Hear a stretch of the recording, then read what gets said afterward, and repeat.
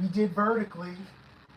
So now we're gonna try and do the other way. I'm new to the live repair stuff, so I'm listening. I'm listening. Let me just see what's going on here. Is anything popping up for you guys? I'm new to the live repair. Oh, we gotta get rid of you talking. All right, so we're good. We're good.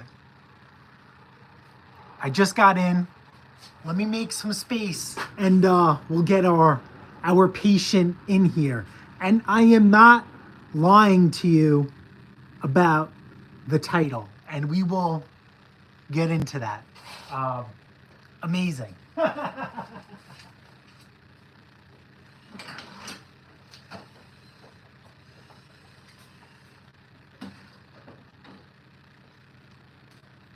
Oh, wait a minute, hold on. And, wait. We talked about how people say battery has no place in here. Look at this, we have a town truck out here doing some work, and they're using battery powered chainsaws and stuff. Hold on. Let me just clear out the garage. I was worried about not getting the camera set up. Which way? We gotta go that way. You guys hear that? You guys hear that?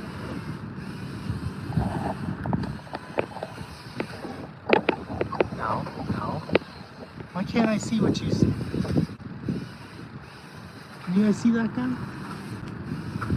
We have Mandingo. Whatever. All right, let me empty out the garage. We'll focus on emptying out the garage. We'll turn the heat on. And we'll get going.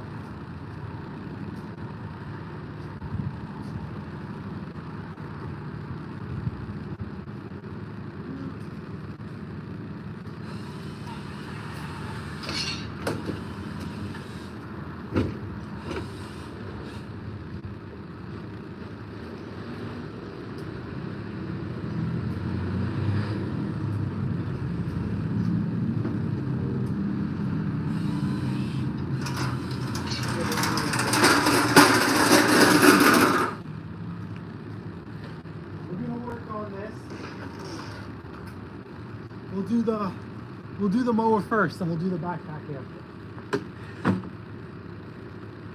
Maybe we'll dive into some snowblower stuff too. We'll see. There's not plenty to do. Oh, you know what? Let me turn on the compressor in case we need it, so it doesn't blast off on our ears. Hey Google, turn on the compressor.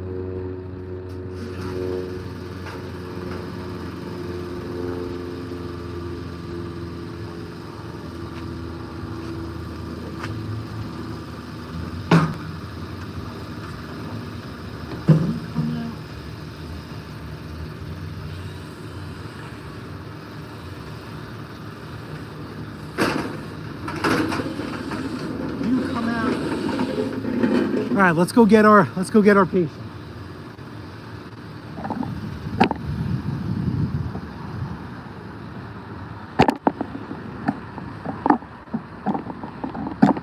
Can you guys see this? Yep.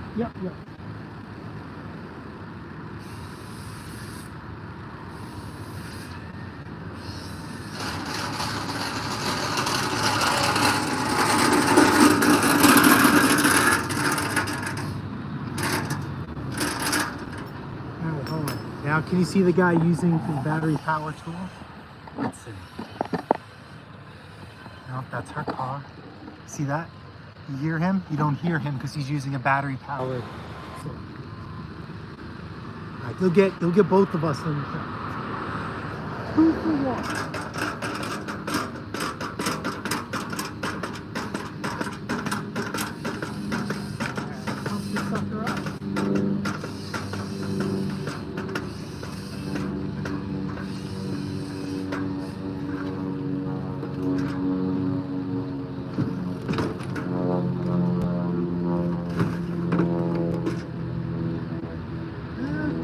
We don't need to strap this in. I think we're fine.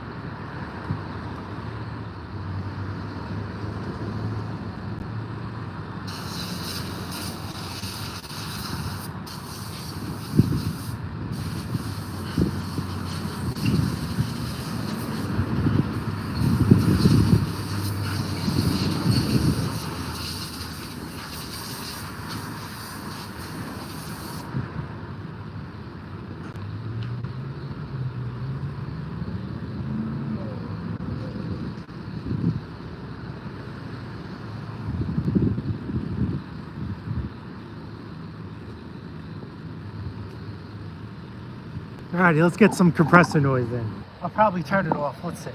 I'm working on a lawnmower. I don't think we'll need too much.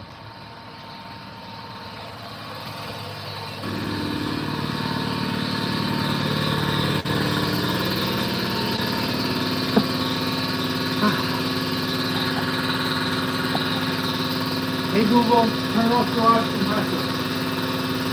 Google, turning off the garage compressor. Shut. Get some, a little bit of heat.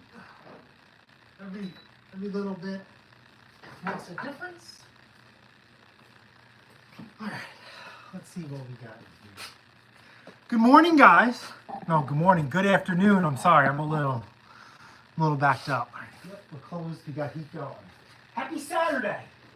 Welcome to another day in the garage. It's a little cold out, so let me just get lubed up. Got to keep those lips nice and moist. The misses and the customers love them. Little smoochies, little Celsius, little midday pump, and just got to get warmed up, get everything stretched out a little bit. We have here, this is not a lie, this guy is very, very serious. We had snow here on the North Shore of Long Island Wednesday night into Thursday morning. We can also, when I tell you this story, we cannot pass judgment on others for we not know what they are going through. Customer states, I got into an argument with my wife over the leaves because I have not picked them up.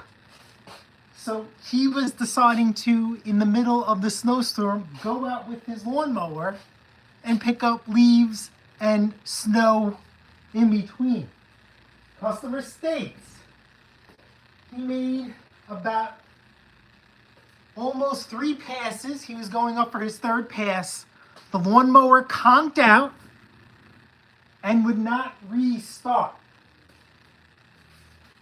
That is what he told me. So be it. If you go on YouTube, you could see people using their lawnmower in the snow. I think that's for clickbaiting or whatever. I think this was out of frustration. This is like a madness mode. You know, like, can you imagine you get into an argument with your wife and you're just like, this is how bad you can't stand your significant other at that point in moment that you rather go out and mow snow. Listen, we've all been there. We got to respect it. You know, crap happens, right? So we're here to see what exactly is going on. Let me put some tape on this. This has a repair shop's number on here that's currently still in business. And just got to protect them, protect me, protect you. We don't want any phone calls. Get that there. So let's just cover that up real quick. So that is something I do not do. 1, I don't put stickers on machines. Number 2, I don't remove stickers on machines either. I am not, I'm not going to use the word, you know, petty or whatever. Obviously, this guy found me instead of using his repair shop that he's been taking it to. So, all right, yeah, that's good enough. All right, another Celsius. Let's see what kind of view you guys are getting. Alrighty, so we have a Honda Quadra-Cut 3-in-1 system. Obviously, we're using a twin blade. Quadra-Cut system is it has 2 blades underneath. This is a staple when it comes to Honda lawnmowers. They were, if I almost would bet money on it, they're the first ones to do that on a 21-inch push mower. Has that kind of GCV 160 engine. And just when I went to go pick this up, this thing suffers from every Honda issue known to man. It's the rear wheels. They don't spin as easy. That is not here for this. I actually don't even want to touch that system. So this is the RotoZip. So Honda calls RotoZip. It is their form of blade clutch. So basically the mower can run independently from the rest of the machine. You know when you start a traditional lawnmower, the blade spin, all that stuff. And when you want to go over some sketchy stuff or sketchy terrain, you actually shut the machine off. You go to empty the bag, you shut the machine off, and you do your business because you don't want to get into an accident with yourself or cut something you don't mean to do. With the RotoZip, there's a clutch system where you engage these levers in the series of like this GTA cheat code, and the blades engage and spin, and you can do your business. If you don't want to cut, you let go, and you could use the mower as is as far as pushing it around and getting in places. The self-propelled work, everything will work with except the blades. Gentlemen, here, obviously nothing here works. So let's start off with some vitals.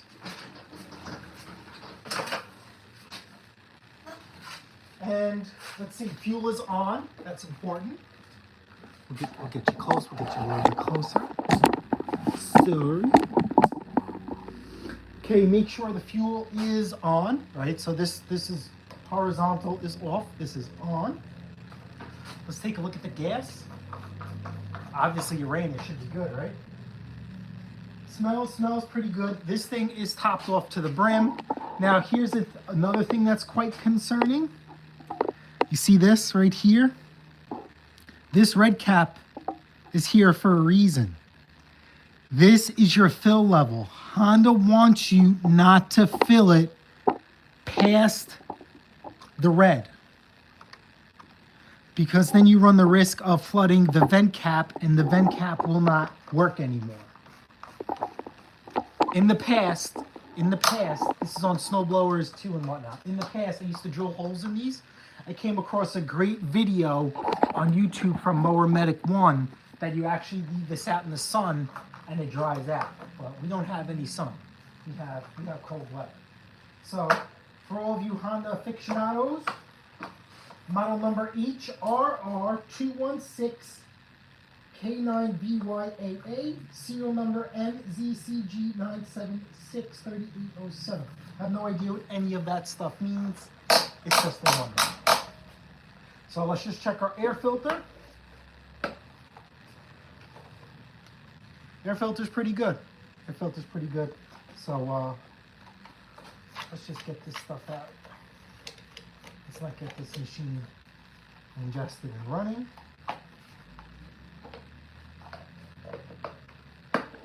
And we're going to swing this around.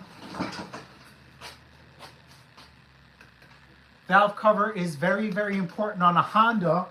These valve covers like to dent, which we have one right here. If this valve cover dents and it's hit pretty hard, it's going to stop the valves from opening and closing as they should. And that will cause a no start condition. I don't think he was pushing snow, so I don't think that's a factor. Let's rule that out. Let's check oil.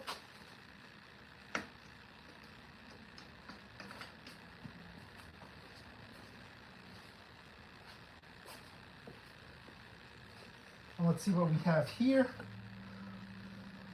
Oil is clean, and it looks to be topped off. We know we did move this around, but yeah, oil is perfect.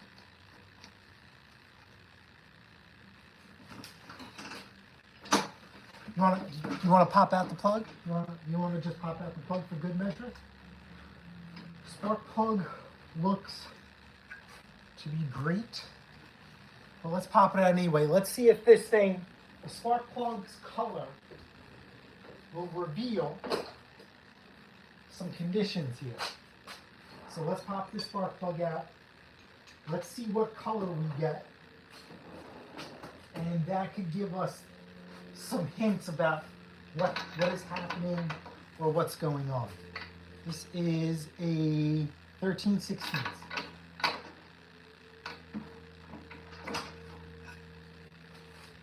Came up pretty easy.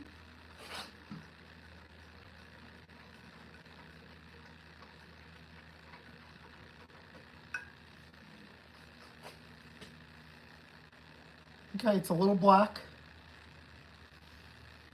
And it's covered. It's covered in fuel.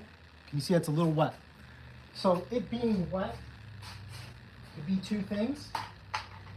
Just from transportation, or, you know, before I took this lawnmower in, I'm sure he probably pulse started this thing how many times before he decided that it's not going to start on him. So not only is he upset with his wife, now he's upset with his lawnmower. Not using the lawnmower in the snow. So that's a first. That is definitely a first. That is definitely a first. So I'm thinking two things is, without any diagnostic work, we're just talking if the customer is right, or if the customer is telling me the whole truth and nothing but the truth, so help him God. Okay? Snow puts a lot of stress on this machine. We're joking, we're joking about it, but in hindsight, this is why it's here.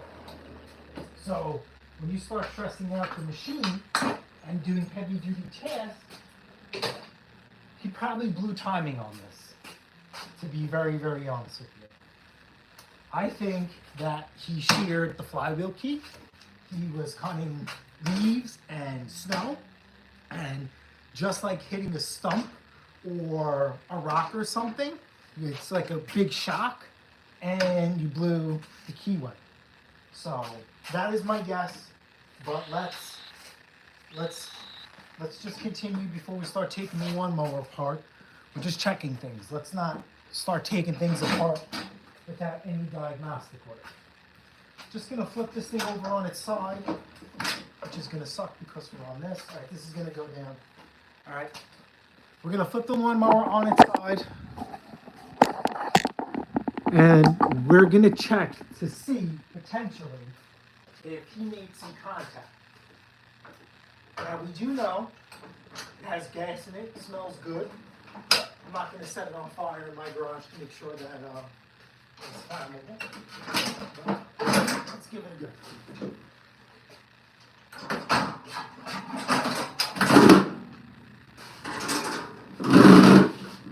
We have enough room. All right, let's turn it on its side. Muffler down to the ground. And let's see what we got for blades. Let's see if we see any blades that are bent. Because then you never trust the customer. He could be lying, even though this is a pretty unique story.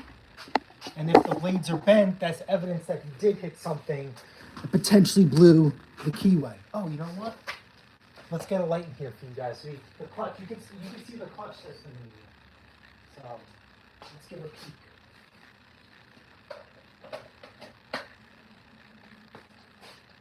Give me a light.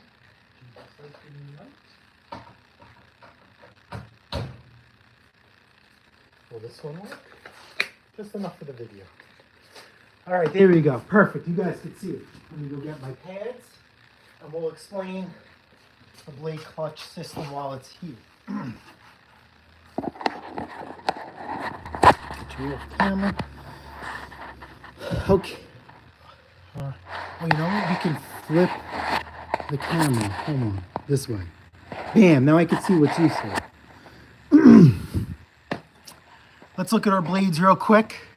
So here, let's take the distance. This is your quadra cut system, and the quadra cut is quattro.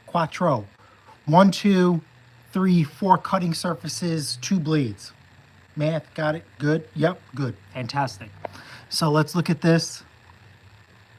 And we got a couple of nicks here. And the top blade, can you guys see this one? This is a gouge mark here, so that this is pretty good. All right, we're gonna spin this nice and slow. I didn't disconnect the spark plug, but we're not gonna spin this fast enough for it to, oh, this is a roto zip, so the motor spins independently. Let's take a look here. See nothing. This is a nice gouge here. Nothing. All right, so here's your blade clutch system. Extremely expensive to repair. So I'm really not a fan of them. I really don't think it's necessary. This is your cable. Inside this system is like a brake pad. The brake pad is engaged. Once you pull this cable, it pulls the brake pad off of the clutch inside, and it will engage the lawnmower and spin independently.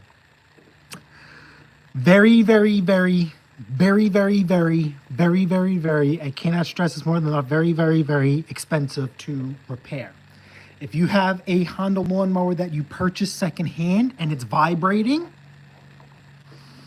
that is because the clutch is worn at idle. Once you engage the blades and the shake goes away, you're good. But I have also seen that bent cranks will disappear once you engage the blade as well. So keep that caveat in mind. So enough. This thing's in pretty good shape. All the plastic is in. I guess maybe cutting snow is pretty true, because honestly, this clump wear is minimum. I'm sure when he was blowing snow with this thing, it was cleaning out the deck. So maybe not a smart, maybe a good move. Transmission is right here. Everything is covered. I don't want to get that in the garage. We'll, as a courtesy, we'll blow that out for him later on, if we can figure out what's doing. Alrighty, let's flip this, and we'll start working on this thing. Mow the snow. I know. Listen, it's so here's the deal. I was telling my wife about this morning. Mrs. Patiste, she's in class right now, but she does say hi. Where, thanks to you guys, we're getting very popular, and we appreciate that. Really, really do. Couldn't happen without you guys. We are starting to get like toyed with or played with or doxed based on our popularity, that people know what we're doing. And we haven't had anything where people like do stuff for repairs and machines. The issue that we're having is that, we buy and sell a lot. We go to buy a machine, they recognize who I am, and all of a sudden the price changes. And it's very, very frustrating. So they negate the deal that we agreed to, and they increase the price. So it's been very, very frustrating. It's happened 3 times. The first 2 times I let it slide. The 3rd time I went nuts, and I wasn't a happy person. Alrighty, so so I verified it in front of him that it didn't start, because I just didn't want to do anything. So let's just make sure he is right. We have the fuel on, right? Verify the customer's issue. Throttle off the stop. So we're going to take stop throttle. This should be going, I thought truck would be going further more. All right, either way. Blade control, we don't need to activate the handle. This is all we need is this lever. Let's give it a pull. You don't want to. Nope.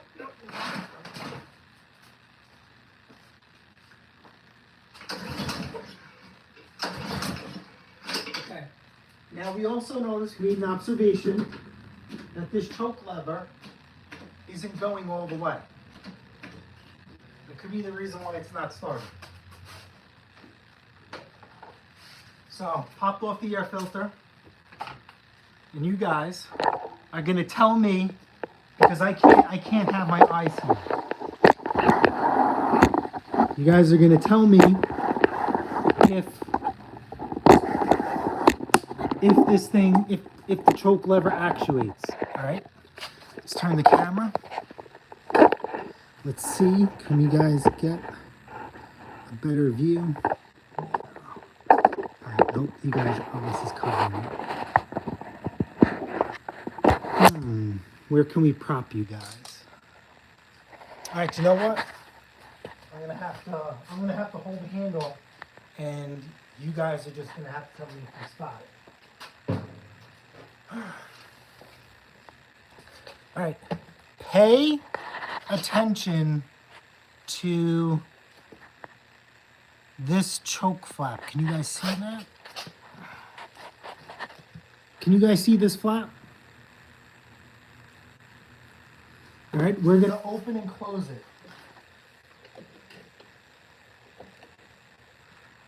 Choke is open.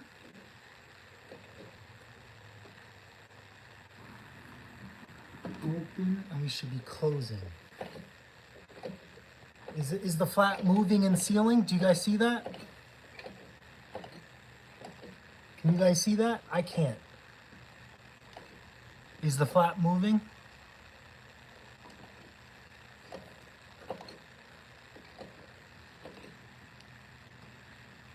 That's closed. Open. It's not moving. So here. So this is choke. Let's open this up. It's not moving. Okay. Something ain't right here.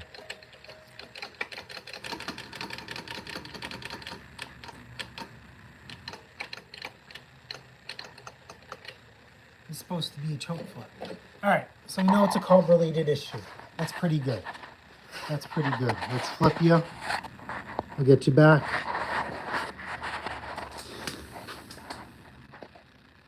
This one. Oh, hold on. This is lawnmower stuff. Get you here. In the camera.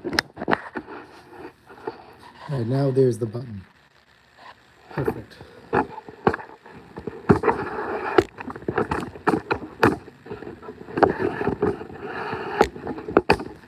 Now, just for poops and giggles, I'm going to do this.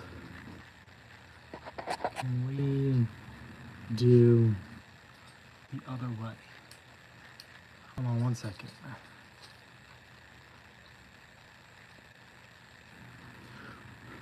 We're gonna open up. We're gonna spray some go-go juice into this thing.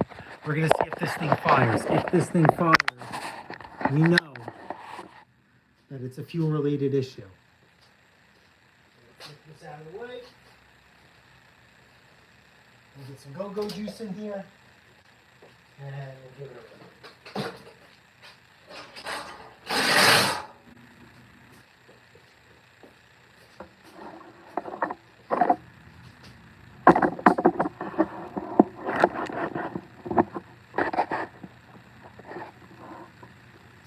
All right. Watch your ears. You've been warned. You go open.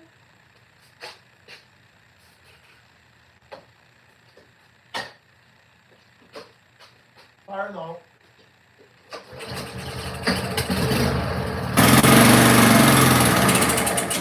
Okay. That's all we needed. So it ran and died. So what we did is with the starting fluid, we basically introduced fuel into the combustion chamber. And it started.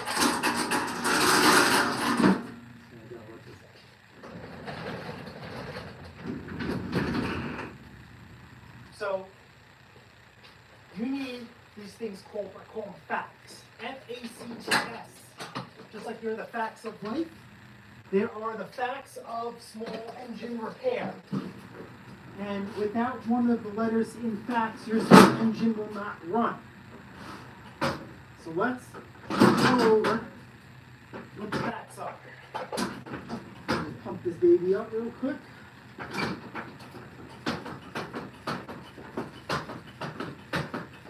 Now let's turn the fuel off, because we're going to have to get started on with this carburetor.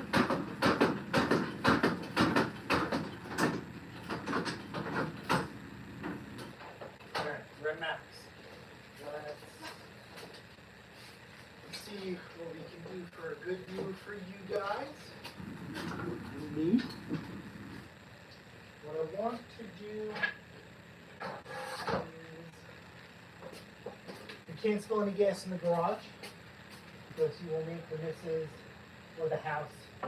Very stinky and unhappy. It's okay, we'll just tilt it like this. No. Just tilt it up. We need to push the fuel back. Back the carpet. Alright. So let's get physical with this. Two 10mm bolts. These are going to come outside. Let me know how you guys are doing with the background noise.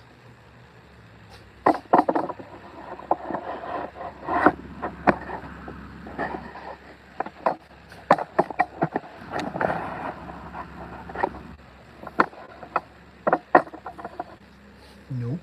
Let's get a better one. Yeah, there we go. Right there.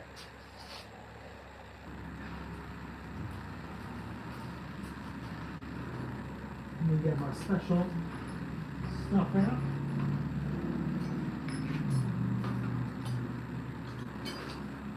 These are an absolute game changer / lifesaver. You'll see what those are very, very shortly. Let's get our 10mm out.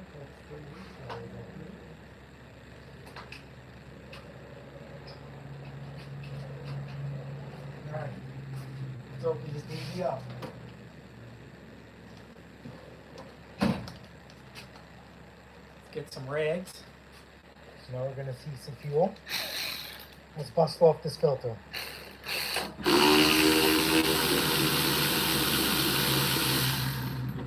One bolt. Leave it. Don't touch it. Take one of your studs.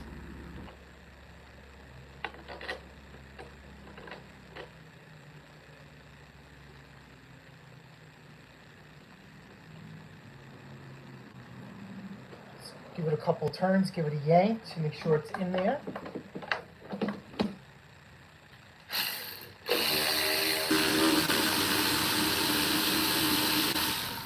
And let's give it a go. Now what I'm wondering is I don't think, nah, that doesn't make any sense. I was gonna say that maybe the fuel iced up because you know there's water in the fuel, but you know, snowblowers really never had that happen to a snowblower. The guy says he was actively using it, but if your wife is complaining about leaves, then maybe he wasn't. So we will pop this out. Get that out of the way. Make sure these are in. And then look at these. What is this? What is this little branch right here?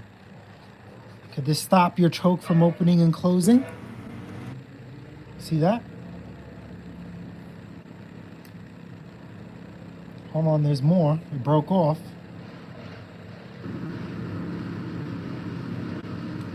Come on, get it out of the way. Can you guys hear the... Hold on. I'm going to give this thing a quick blowjob. Can you guys hear the tripper shutter in the back? Is that annoying? We'll close it.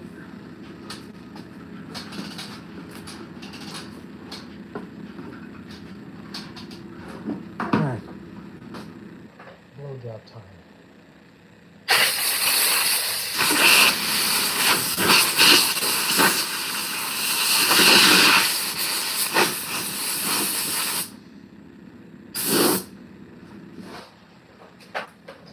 Alright, now that we have a better look, is this thing working?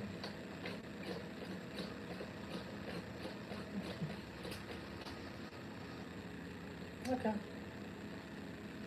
That's just the throttle. Thermostatic choke potentially is working. Alright, let's get this off. One more 10mm here.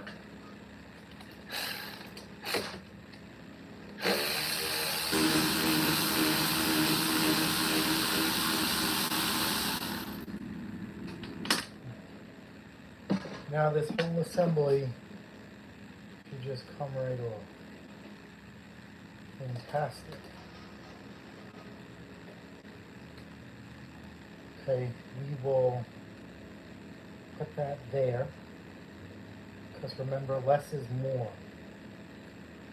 The more you take off, the more you have to put back. Let's just make some observations here. Some mental notes. Breather is above the fuel line.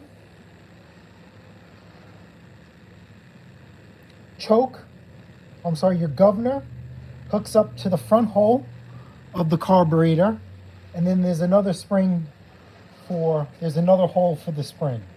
So let's pop that out. Let's get my little pliers, and we will start dissecting this machine.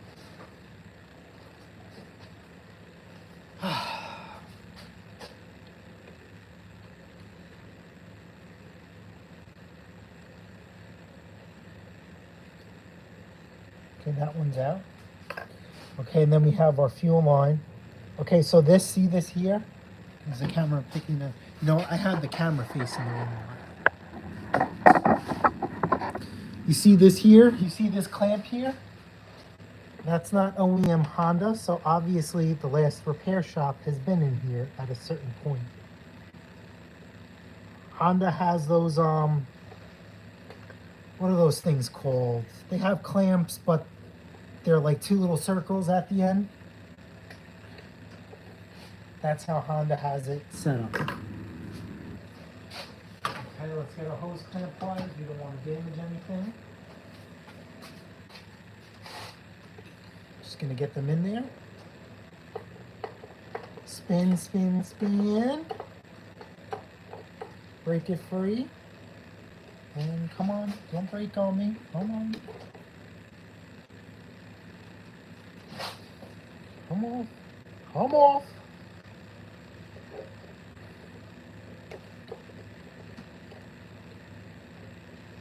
Come on. It's gonna be tough. You guys are out of my way. Hold on. Excuse me. Excuse me. Gotta get physical. Let's try this again. Just needs a little help. There we go. Please no fuel spillage. The missus is gonna kill me. Hold on. Hold on.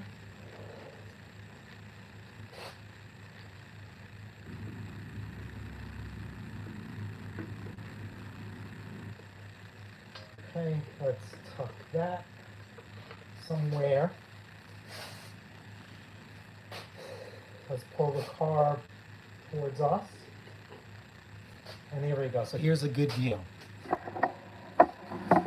So let's remember, spring goes into the back hole, linkage goes to the front. So there we are. So let's pop this out.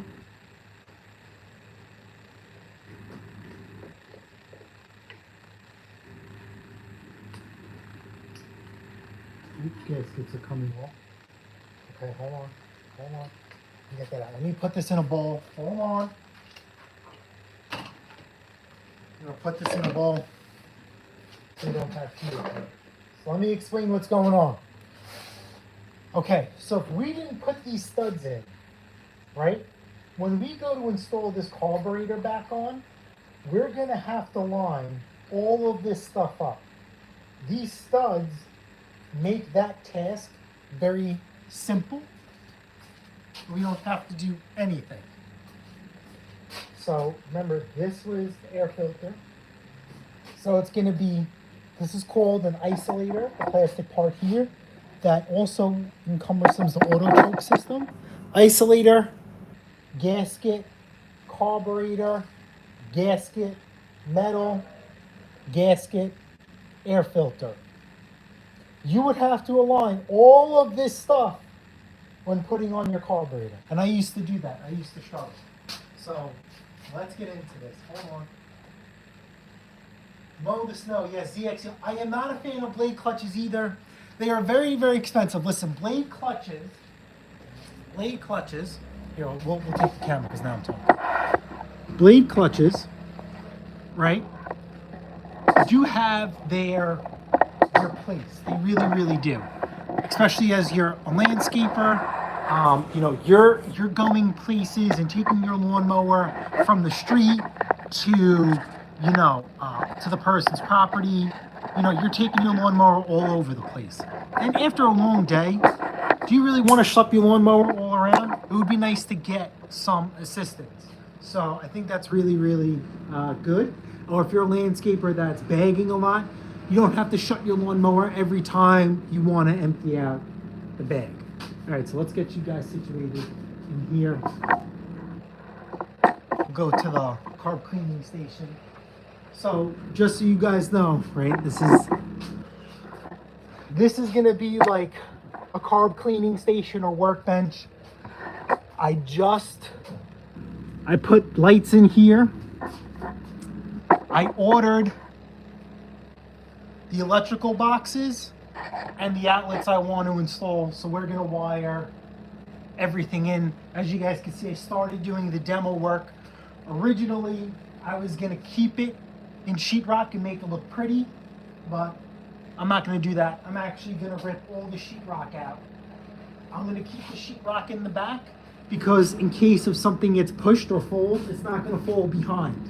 It's gonna stay right there. So I'm gonna keep like a little thing for now. So I'm gonna have one outlet in the corner, one outlet dead center, one outlet in that corner. So it's gonna be 2 outlets in each, 4 plugs. All of them are gonna be 20 amp each.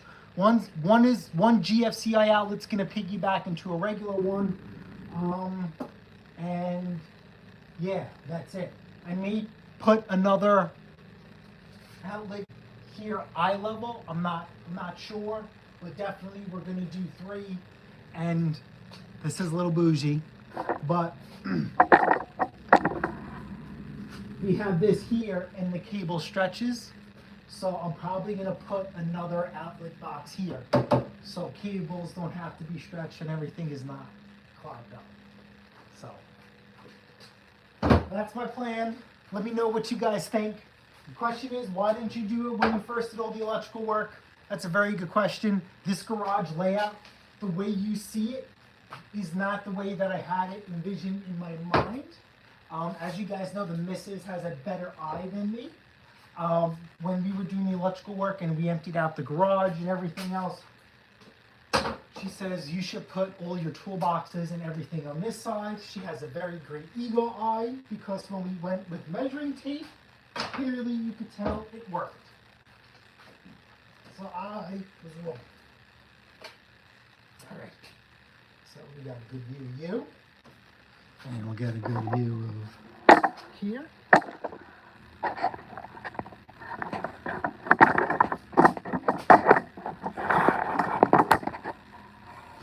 Let's see.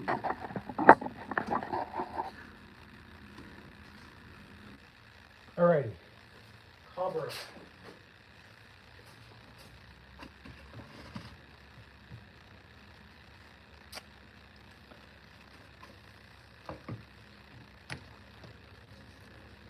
And I can see your chat as we're working. Carburetor goes right there. Let's see. Can you guys see that? Yes, you can. All right. Quick Celsius break. All right, let's go with our 10 millimeter.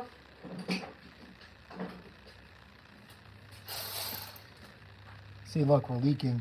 We're leaking. We're leaking. That came right out.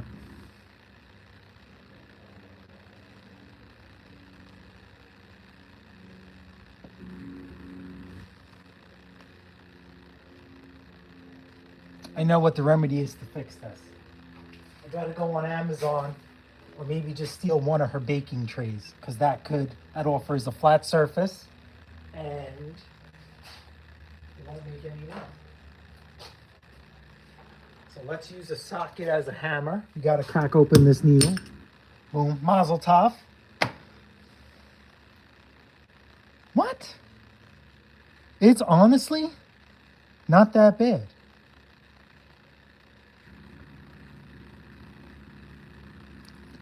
It should be worse.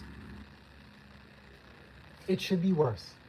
Hold on one second. I'm gonna switch this up on you guys. Hold on.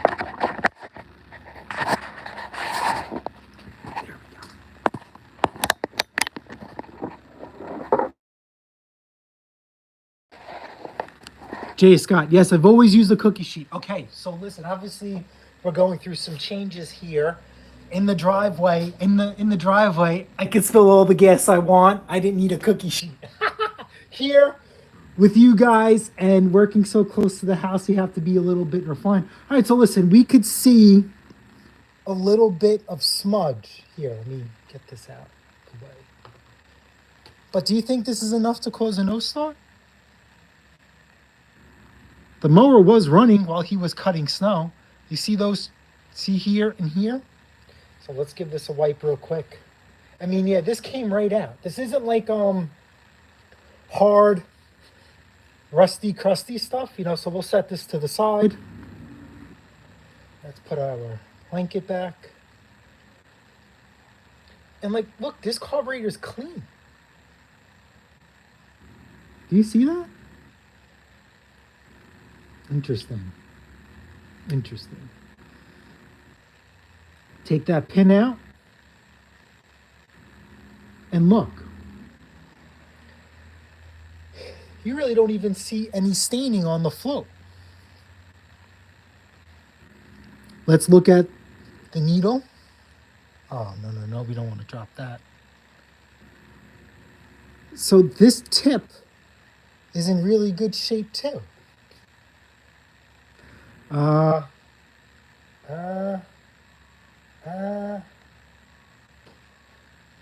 Yeah, you know what? We've gone this far. Let's open this thing up. No, it's not making any sense to me.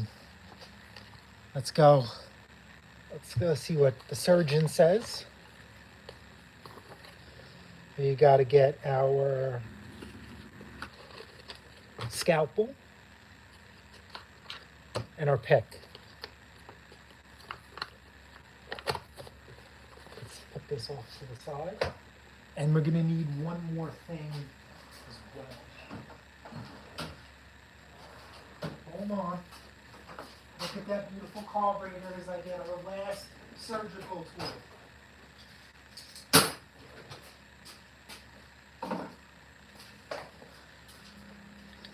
Okay. Cleaners. I honestly think we don't need to take this apart, but since we're here, we will. Make sure we take out this idle circuit. So we are going to go. You ready? You ready? 1. No, I shouldn't have done that. 1. Let's count this in. You got to turn this in. 1/2. 1. 1.5. 2. 2.5. 3. 3.5. 4.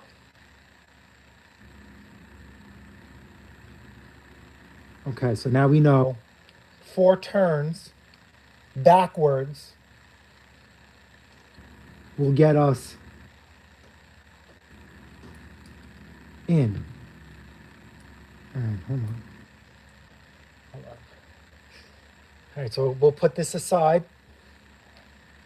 Let me just write down here 4 turns. 4 turns. This is going to be my reminder. No, that's not even English. 4. Come on. 4. Turn. What about now? 44 turns. No. You know that's enough. That's enough. All right, so let's take this out. So let me see. Do you guys say it's an aftermarket carb? Let's see. So this is the idle circuit. I just popped that out. I'm sorry. I don't want to butcher anything. I think this is OEM Honda because I have an aftermarket Honda carb off a GX390 for your pressure washer snowblower generator. And you could see it's unbranded. Yes, it's a different carburetor. It's the same but different. Potato, potato. Does that make sense? So let's take a look here. Fuel inlet.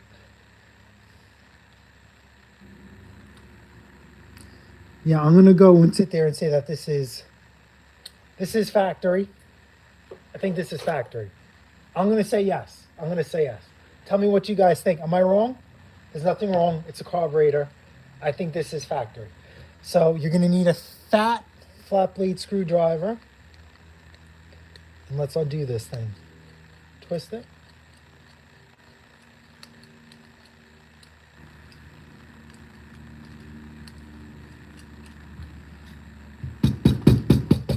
Come on.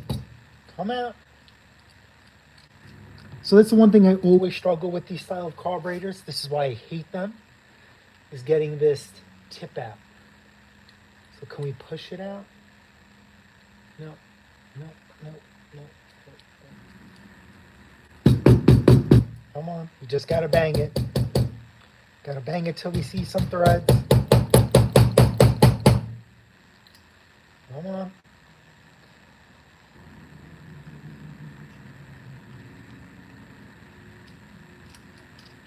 If you have an easier way of getting these out, I'm all for it. You're right, judging marks. Okay, no, no one's right, no one's wrong here. We're just chatting. We're just chatting. Nice, relaxing day in the garage for me.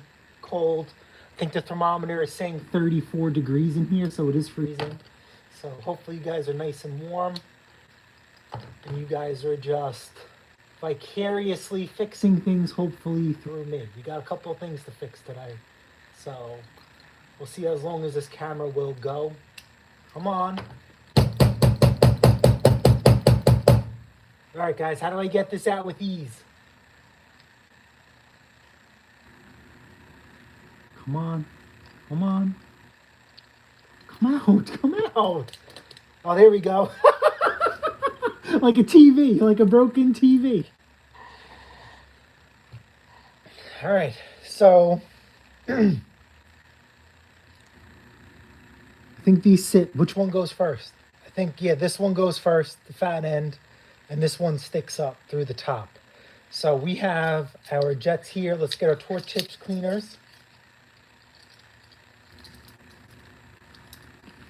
And we're just going to run it through.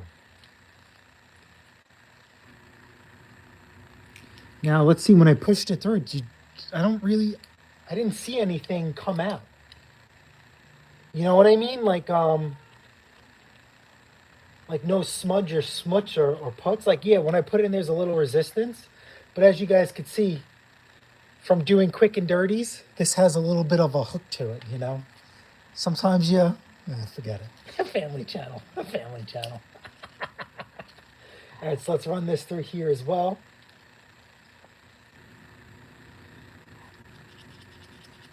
All right, so this is good. All right, let me get some Luba-Dooby, and we're gonna spray it in the hole. So we're going to step far, far away, and we're gonna spray some stuff.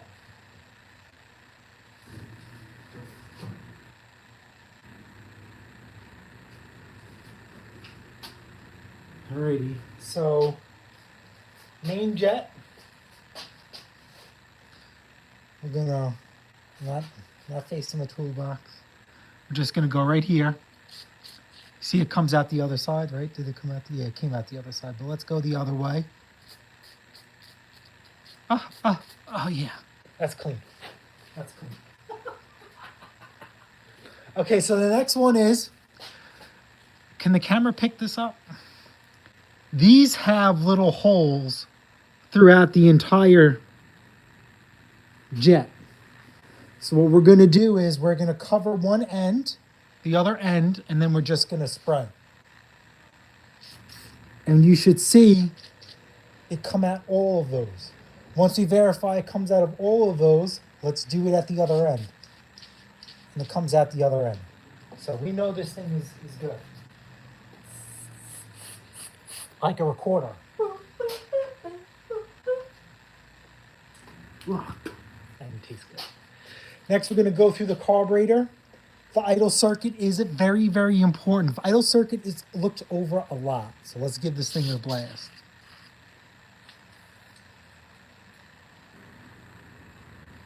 I feel like nothing really came out. All right, so let's make a note of that. Nothing's coming out of the idle circuit. All right, this hole is not clogged we went through the throat of the carburetor. This one isn't clogged. Let's go up top. Okay, that came out somewhere over here, so we know that's not clogged. We'll go up the fuel line. Good. I always like to double blow this. Coming to, coming from. And okay, so we could see that there's a hole somewhere in here. That's where this line. So let's try the idle circuit one more time.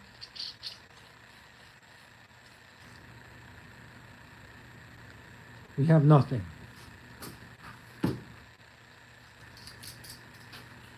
Is there another hole inside here? We got that one in the middle. Okay, we have this hole right here. Let's give this one inside a squirt. Okay, see, look at that. You see that we went the other way? And look what happened. Idle circuit is free now. And this is why it's important why you back blow holes.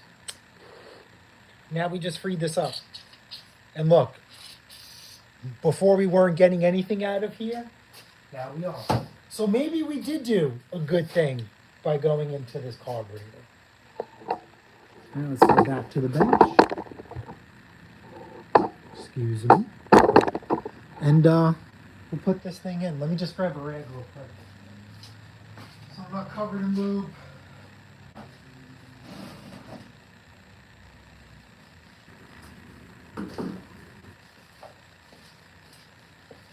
Little Celsius break.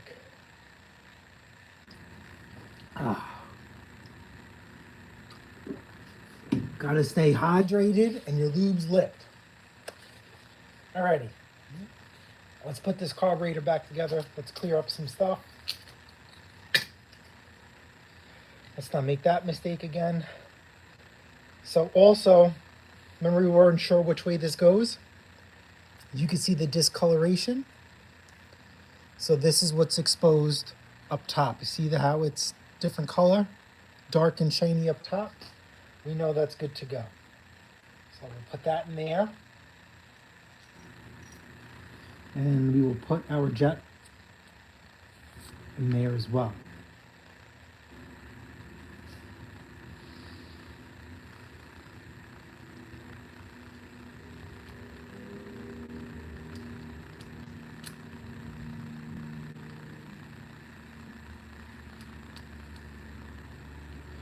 Okay, we're just going to screw this in. Okay, you just, you know, tight. Let's get our carburetor in there.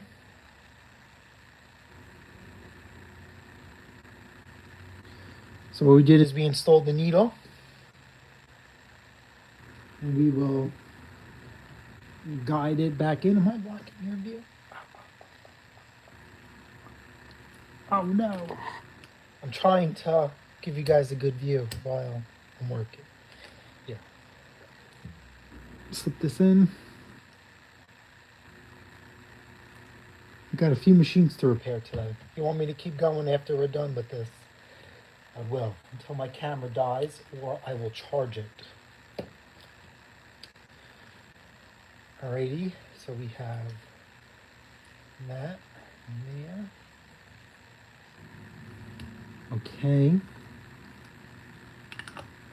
Doesn't matter which way this goes. There's no drain on here. So whichever way it goes, it slides on. You're good to go. Oh, this is what I want to do. I don't know why. I just have a good habit, even though this is probably lubed. I just like to do this around the O-ring. I just have to. There's no rhyme or reason. I just feel like these seals need to be lubricated. That's it. Nothing else. There's no technical. That's just mullet mentality. Nothing else. Because if you think about it, once they expose to air, they start to dry out a little bit, especially on older machines. This thing is good to go. I don't know. I think this isn't the original carburetor that it came on the machine. I think that this has been replaced at some point, maybe. Let's pop our idle circuit back in. And then remember, we got to put 4 turns out. Call them PIN. What is PIN? Okay, yeah, so here we go. This is it here. So just so we know, this is OEM. Can you guys see this? There's your numbers. Yeah, you will never see stamping. You will never see the quality of stamping and etching like you see that on this one. Okay, so let's put our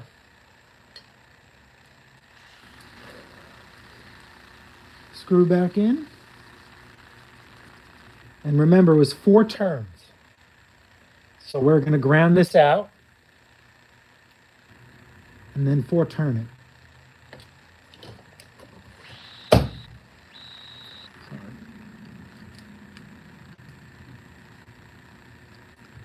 Why are you not charging?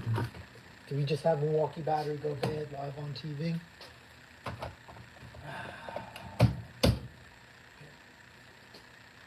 Okay, that one's charged. All right, so let's zero this out. Bottom this in. Don't want to crank it down. We just turned it in. So, ready? Half, 1, 1.5, 2, 2.5, 3, 3.5, 4. We're in there. Pop a beverage. And we're going to pop this carburetor back on. Okay.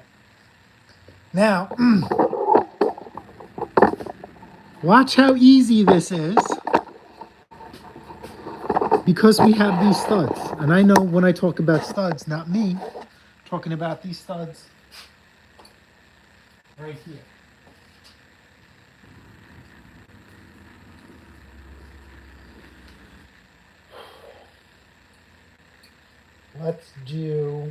Let's get this fuel line out of the way that I plugged up so it doesn't leak. Okay, remember, linkage goes in the first hole, which is a little bit bigger, and the second hole is your spring. Let's just run a test real quick. Can you put the linkage? Ooh, naughty boy, naughty boy. Sometimes these holes are 2 different sizes, so you can't make that mistake. Honda, ooh, you can make that mistake. So let's put that in there. Let's get that in. And you see how everything is on the studs. Everything is riding on the studs. So then let's put the second one in here. Bam.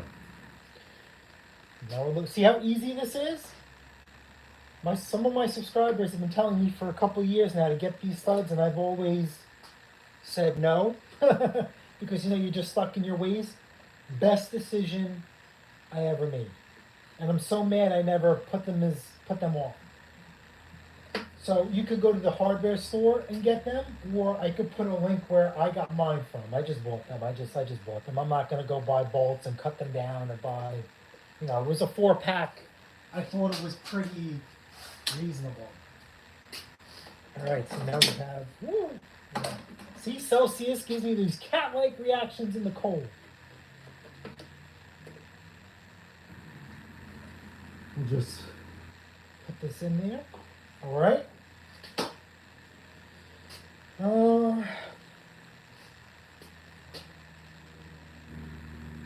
Do you guys remember if this go? Here, let's just get this on.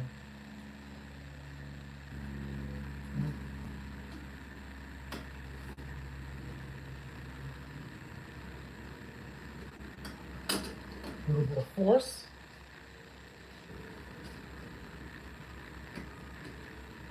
Okay, let's take this bolt, let's put it on here. I have to unapologetically, even though it came off nice and easy, when I put it back on, I have to. A little bit of anti-seize.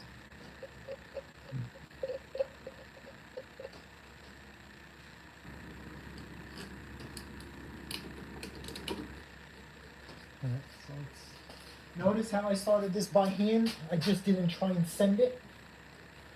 You don't want to strip anything out.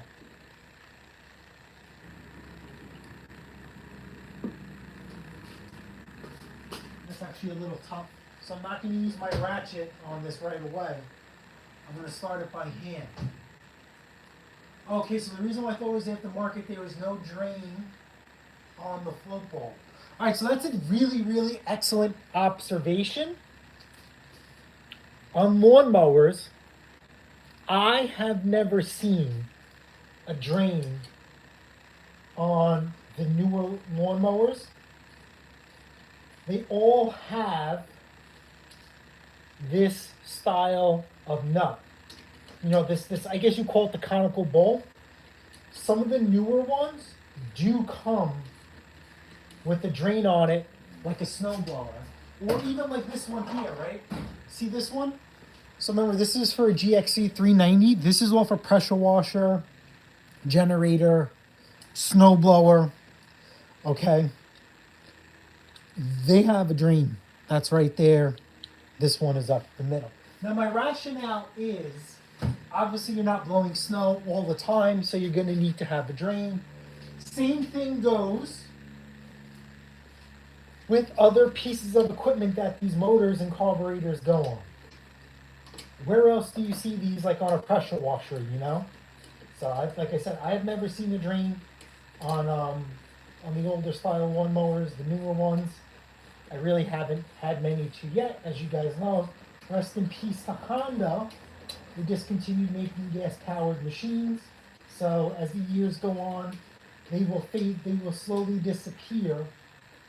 And Honda's only giving parts and products, parts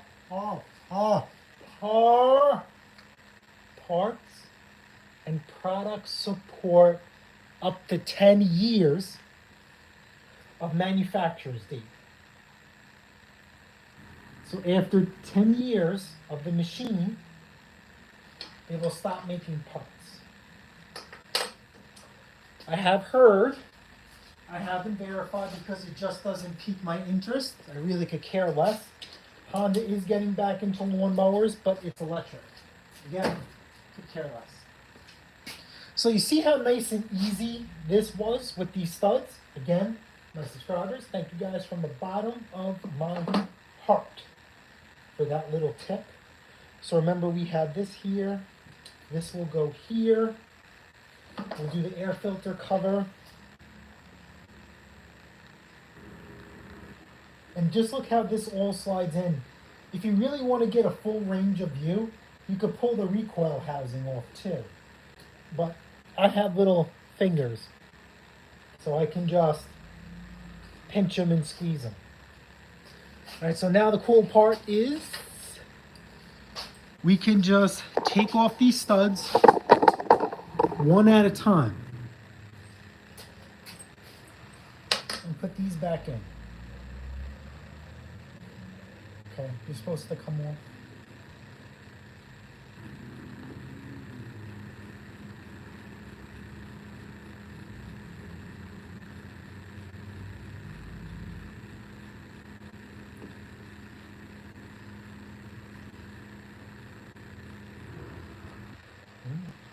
I started these in good.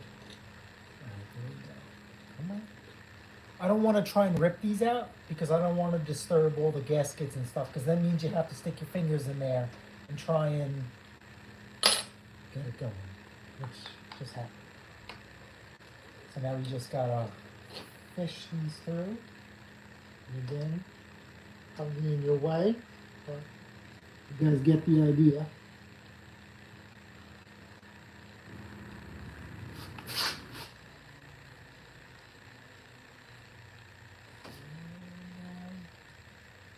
Okay, that's in. Yep, that's in. Let me just double check. I'm giving it the pull test and it's not. How much snow did you get? So, how about this? We're on Instagram. When this live stream is done, at a certain point, I'll put a picture up of the snow from Instagram. Obviously, it was cold enough to stick, and it was enough for the plows to come out here on the North Shore. But as the day went on, as it got warmer, it melted away. But there are some parts that you could still see if you drive around town here in the North Shore. You will see you will still see that there's some evidence of snow. Come on. Why can't you spin? Spin! Spin for me!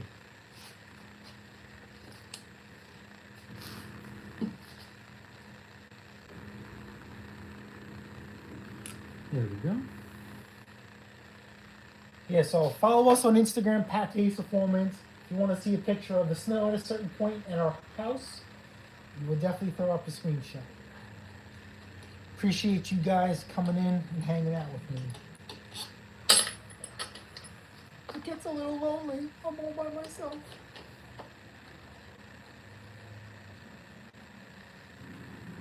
Just left to my own devices. So here, come on. What are we not catching? We have to move up. Yes, we have to move up. All right, so I think we're caught. All right, let's get a better view. We gotta turn you up. Let's turn you guys around. And,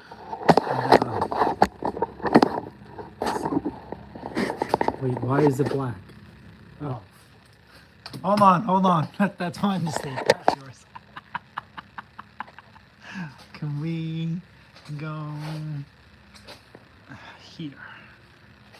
Can we go here? There we go.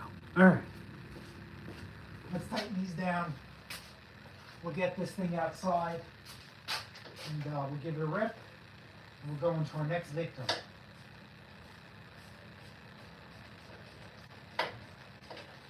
So it's the end of the season here, technically.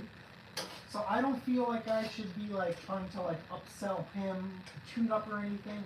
I don't know, I'm getting very bad at that. I used to be like a really good like upseller in the sense of like, listen, while your machine is here, let's do this, let's do that. Ever since the C word and the current state of the economy, I'm not saying that I'm not saying that trying to upsell is a terrible thing, but if your machine is here for something, that's what's gonna get done. That's it.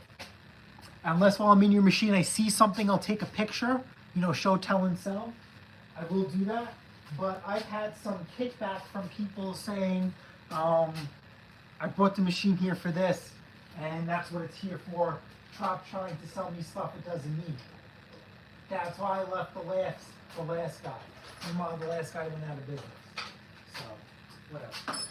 So just because of that, I know it's a terrible thing. Like I'm trained just to do almost like the bare minimum, or like Burger King, have it your way instead of it my way or the highway. But there are certain things I will take a stand on. I don't want you to think that customers do roll all over me. Air filter housing. Air filter housing.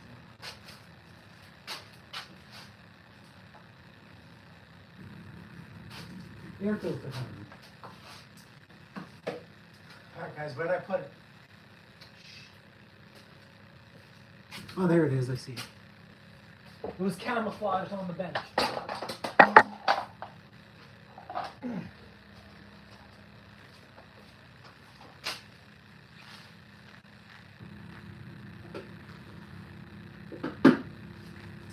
Alrighty. already, so let's get some stuff out of the way.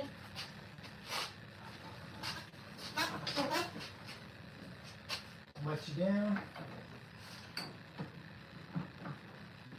Hey Google, what's the temperature? In Greenlawn, it's currently 40 degrees. Okay, not bad. Hey Google, what time is it? Don't ignore me.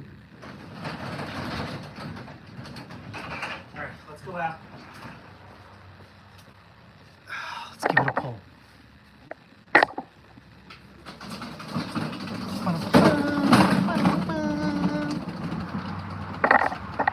Okay.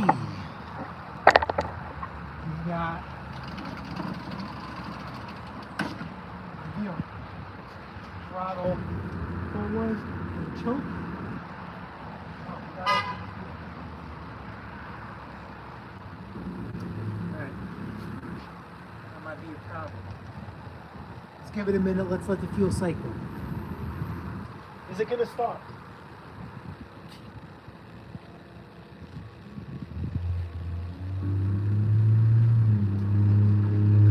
Will it run? Do you believe he was telling the truth? Do you think he was really mowing snow and leaves? I don't understand how the carburetor could have got clogged if that's the case. Alright, this should be good though. Remember, I don't have to hold anything in. I don't know.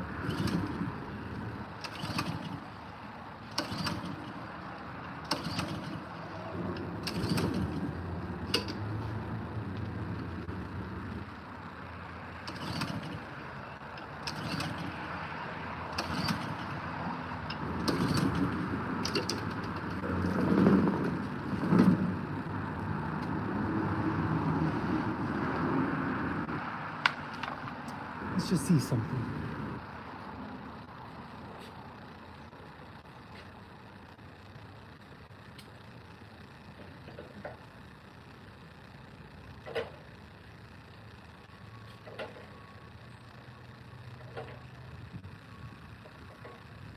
Where'd you go? There. Weird.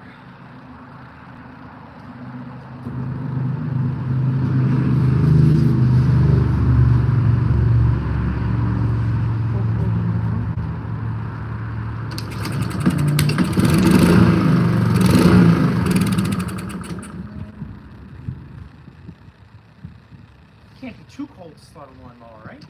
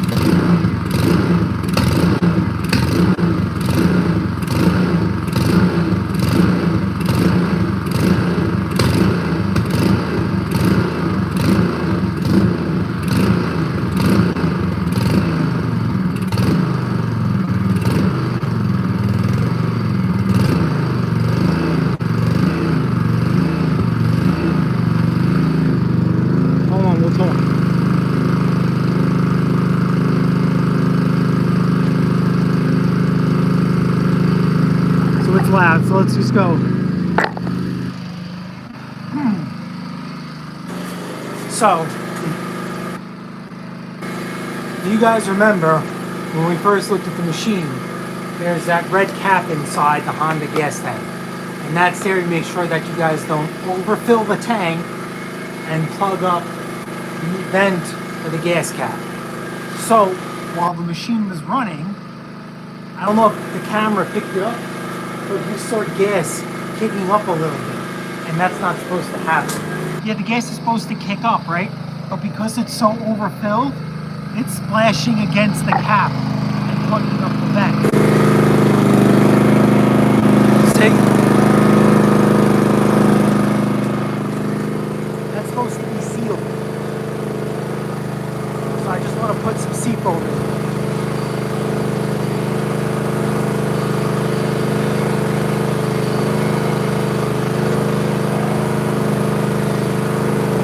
Just the cap. You guys can't see that.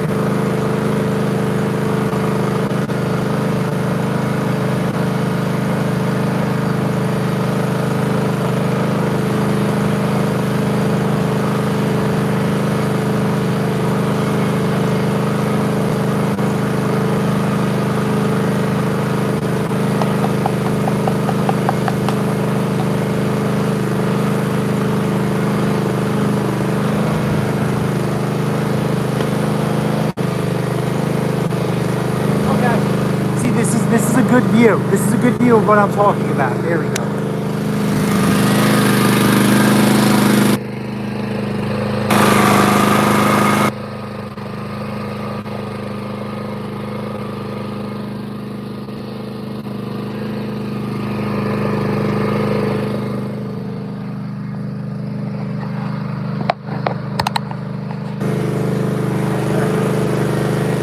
Let's put the cap back on.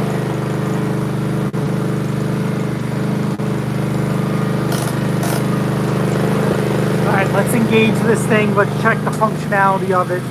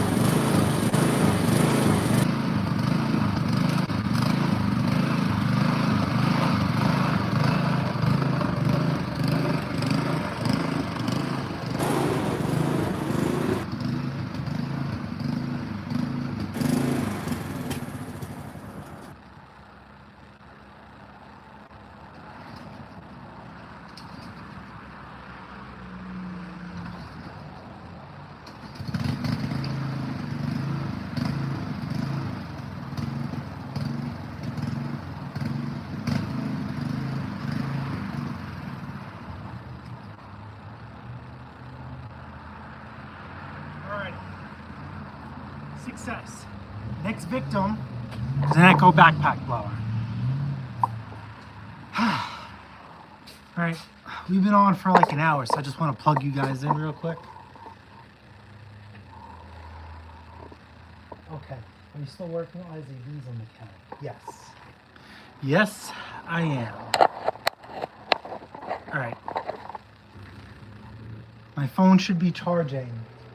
If you guys are hearing like a buzzing sound in the back, let me know. Okay, so I'm in PA, but it's been cold and really, really snow. So let me go get the backpack blower here and then we'll check.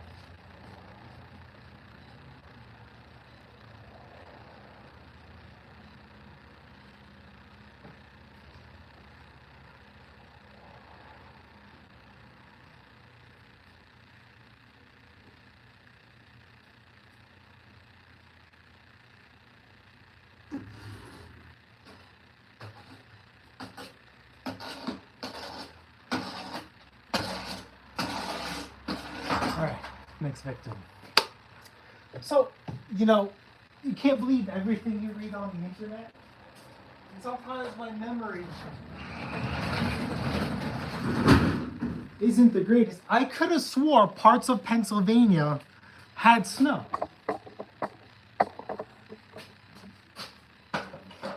And parts of New York State, like the upper parts, have crazy, not crazy, but they have a significant amount of snow where they actually had to use a 2-stage snowblower. Compared to us here, we let it melt. But if you wanted to go out 2, 3 o'clock in the morning, you probably could have blew snow. I'm about 30 minutes outside of Philadelphia, okay? I'm gonna be very transparent with you. I am horrible. That's how cool it is. Horrible with directions. I rely heavily on the GPS, and I'm not saying that's gotten me in trouble, but it's like when I think I know where something is and I go to buy it or pick up in delivery, sometimes I forget to check. It kind of bites me in the butt because where I think they are and where they really are two different things. And that is nobody's fault but my own. Growing up, my father knew how to read a map. You know, that's what they did back then. I kind of sort of know how to read a map, but I am nothing without my GPS or cell phone. Growing up, I memorized how to go places and landmarks. So I know to like, oh, that yellow house on the corner, make a right. You know what I mean? Like that's how I would know and process how to get places. And unfortunately, because that's how I know how to get around, that's how I still know how to get there. So like an example would be I commute to work, right? I make the same commute 6, 7 days a week, 5 days at minimum. If they're doing construction work or an accident happened and we have to go a different route, I have to put my GPS on. That's it. Yeah. So that's just the way I am. So that's how you have an idea. So I know that Pennsylvania is, at the mouth and a little bit above of Long Island, Philadelphia.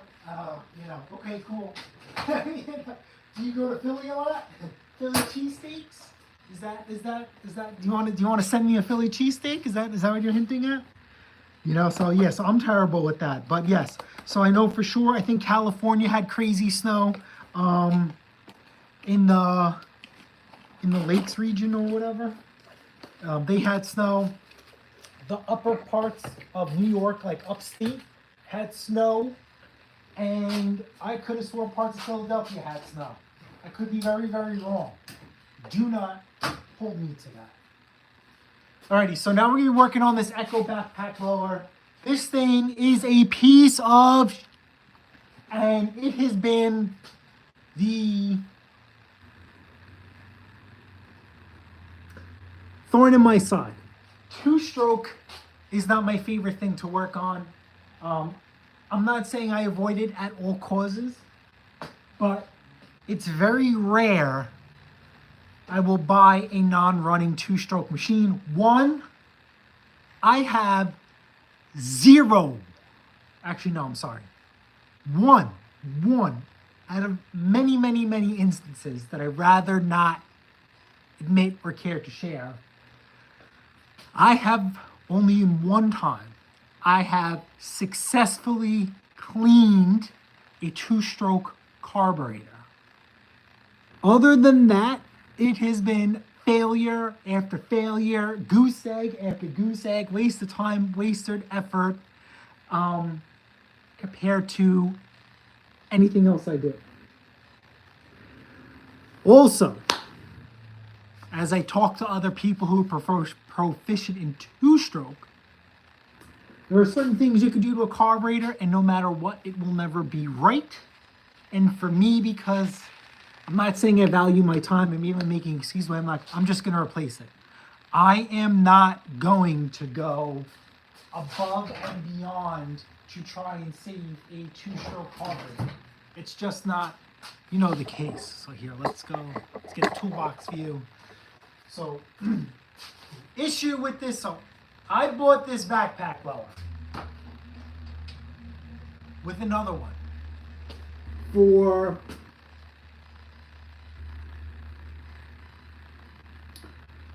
I think $150 or $175, and the guy delivered it here. The pictures in the ad were very, very, very, very deceiving. And this guy's at my house. We made a deal. I felt like I had to make it.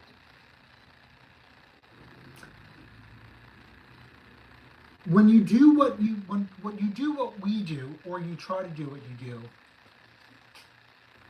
do, okay, friend of 30 minutes, and he has 1 inch. Hey, 1 inch of snow is 1 inch of snow, just enough to make things pretty.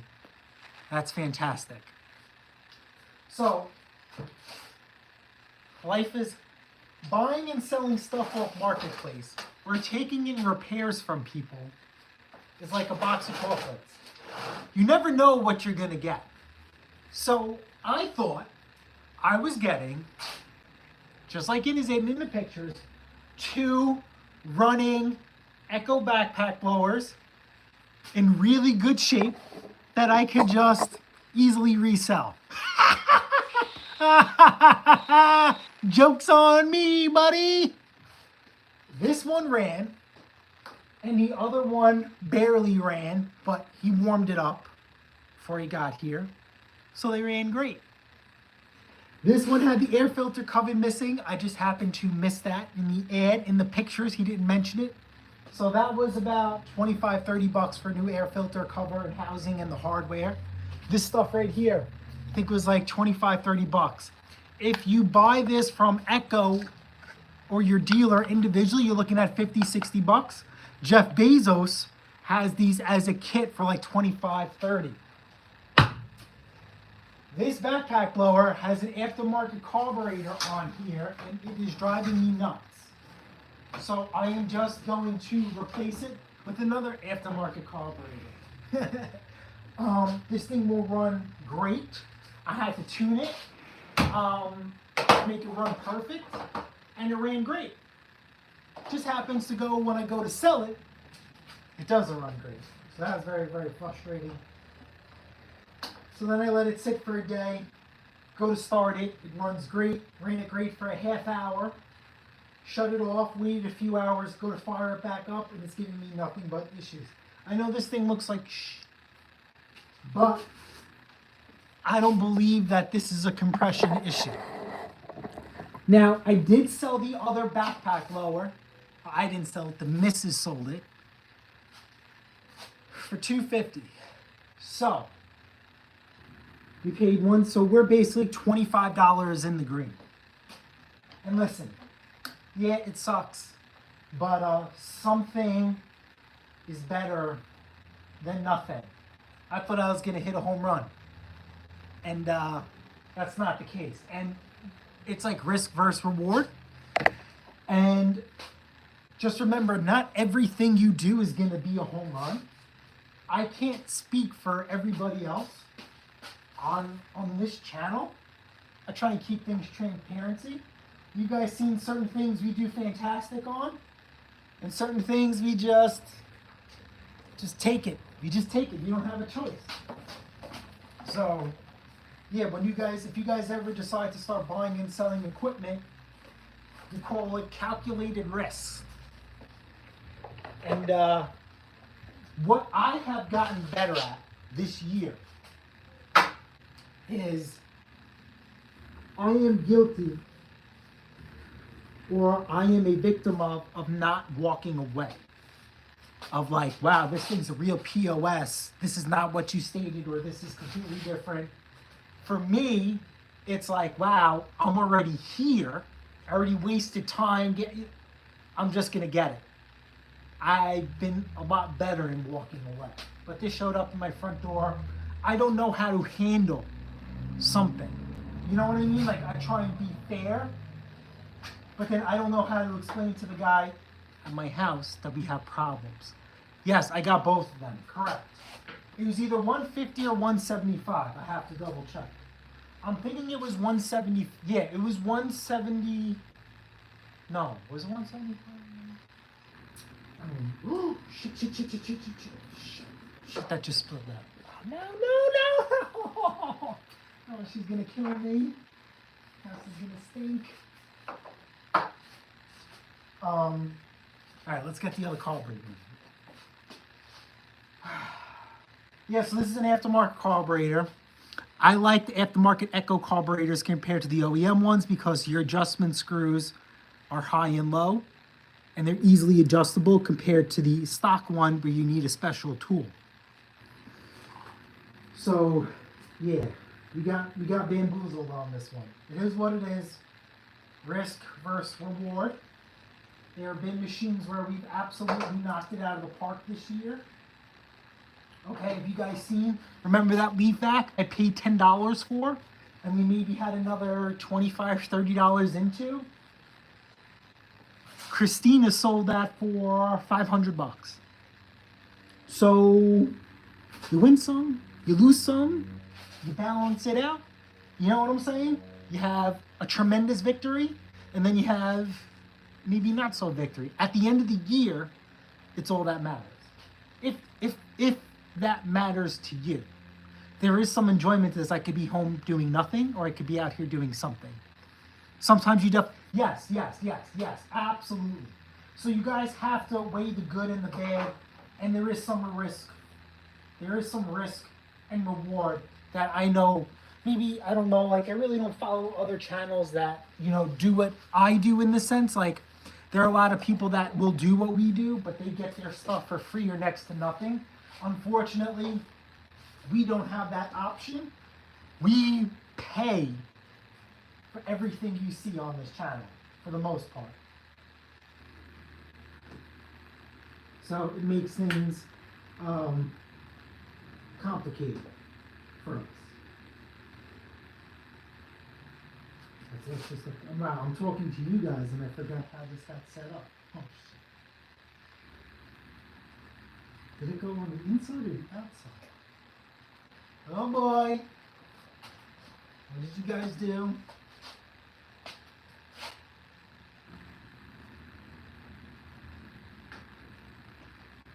Does it really matter which one you use? It's just got a hook on. Okay. Now we have our gasket. No, we're talking. This is for me, not for you. We're just talking. Do you want to see? You want to fiddle around with an echo blower? I hate echo blowers. My phone is charging. We're buying some time here. Let's see. So we're just gonna get this in here. And so we have to match up this carburetor gasket that came off. So what we see here is we're gonna match half moon to half moon. So this goes here like this. Where are my screws?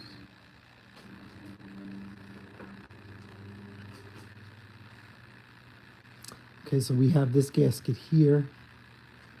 I think one like this, yes. All right, hold on. Let's stick this in here.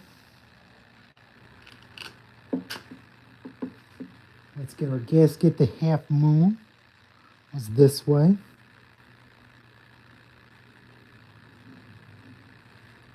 So then it was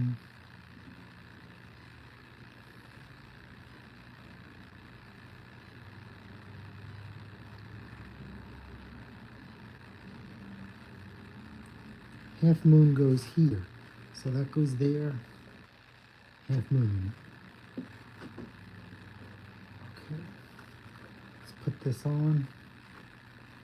Okay, so this one thing you will never see me.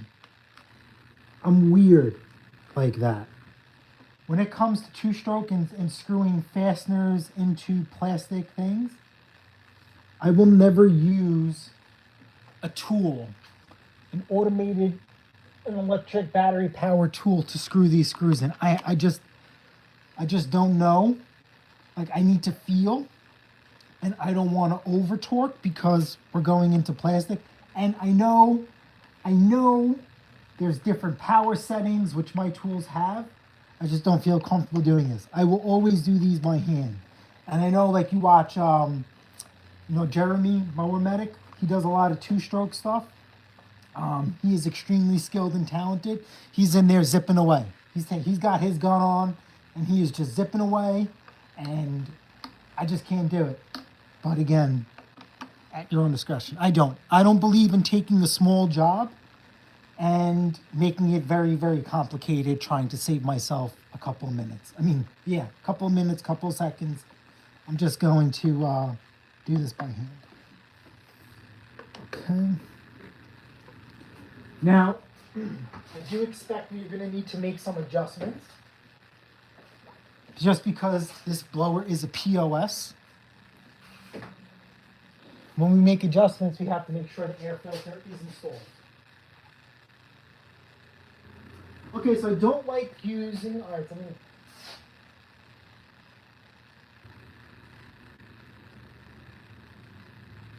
so I don't mind using power tools on small engines because I use power tools at my main gig.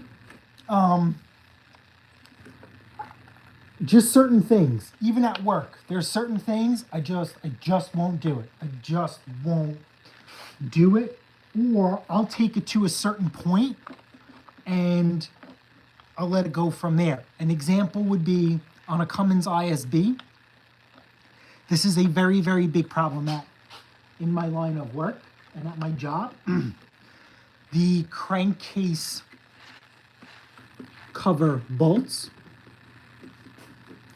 on the motor. The crankcase filter is a series of 10 millimeter bolts or 5/16 all the way around the motor in various places. A lot of people run them down with the gun and break them. And the only way to fix it, or they strip it, is you have to get a whole new cover. And it's very, very expensive for Cummins. When they break, sometimes you can get away with it. But if enough break or one's broken or stripped out really, really bad, you're going to have an oil leak. So there goes that. All right, we're going to try and fire this thing up. We're not going to fire it up inside the garage. So, hey Google, what's the temperature? Currently in Greenlawn, it's 41 degrees. Okay, they got 1 degree warmer. We're going to go brave the cold.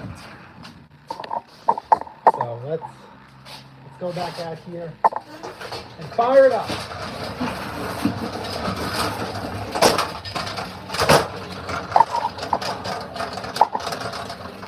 Okay, so what we're looking at here is your high.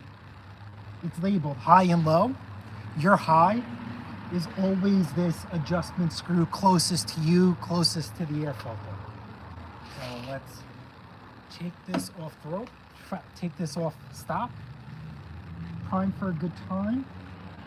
I could feel the primer bulb getting fuel, and you could see a little air choke up. And make sure I have my screwdriver. Fire in the hole. Wow. I've never started this easy.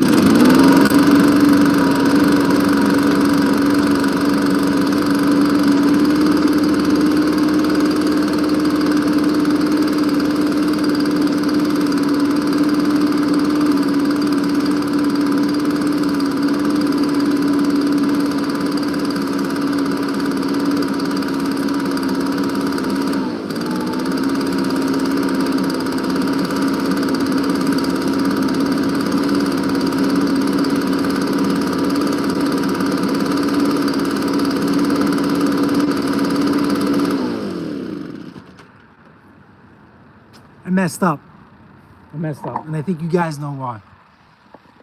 I blew all the smoke in here. Oh, blew all the smoke in here. All right, so listen, you can tell I messed up. I should have checked it. I'm squeezing the trigger for the throttle, and it's not engaging.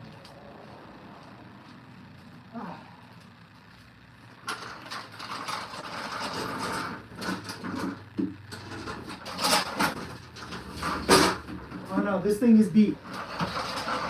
Let's free up the choke lever and we'll get a closer view at this thing. This thing is beat.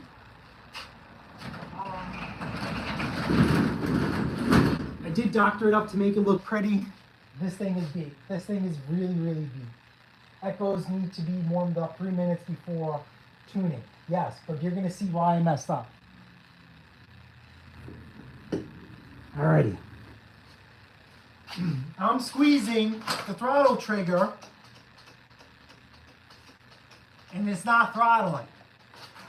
So what I did is made an observation that the butterfly isn't moving. So you got to go back in. You guys see me, I hooked it up. I says, wow, does it go this way or that way? You guys didn't see it either. You guys are supposed to let me know.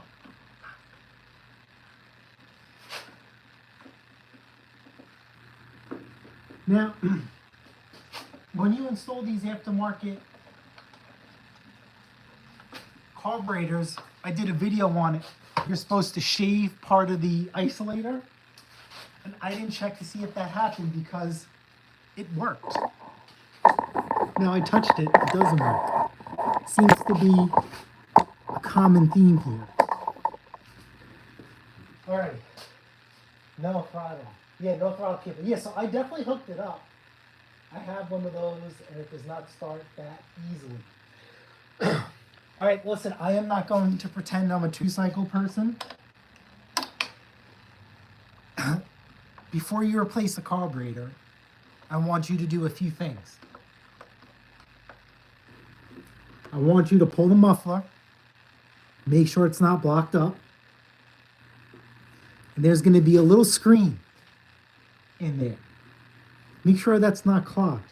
Now, when you put that muffler back on, if you forget to put that screen back in, everything is going to be okay. It's a spark arrestor. You're going to be just fine.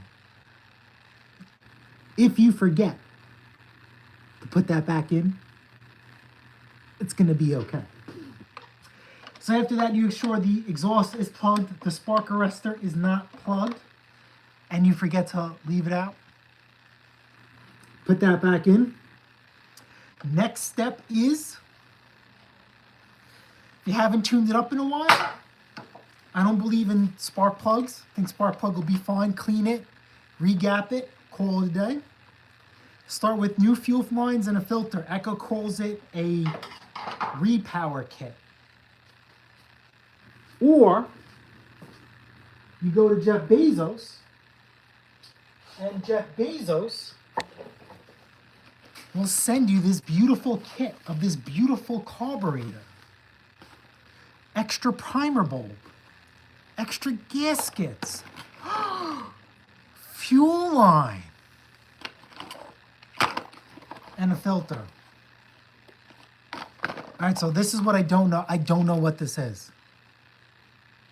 I don't know what this is. The Z thing, don't ask me. Do not use the spark plug that comes from Jeff Bezos. And honestly, you should be replacing the tank grommet. I didn't flip to, this is for a flip. You know, we shouldn't be doing stuff like that. All right, so look here. So look, oh no, you can't see. All right, let me go get my light for you guys and we could highlight. So the person who installed this shaved the inside. So this guy was good, or whoever worked on it. He was transparent that he worked on these. So, let's see, this is what we're talking about.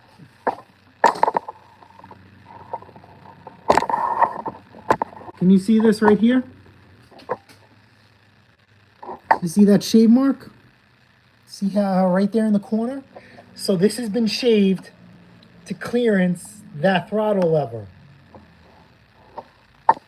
So let's see, where did I go wrong? It's still hooked up. Can we squeeze it now? Okay, so it works. It works. Did he shave it enough? Is the question.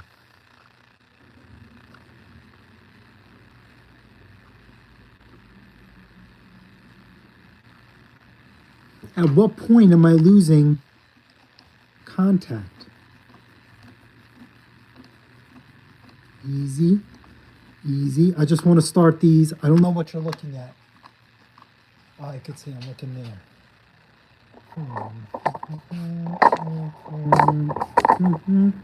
I'm moving you guys to see if you guys could see what I see.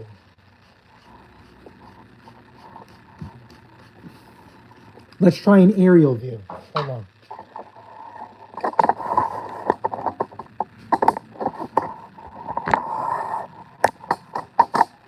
Can you guys see the aerial view? Let's see, is this enough?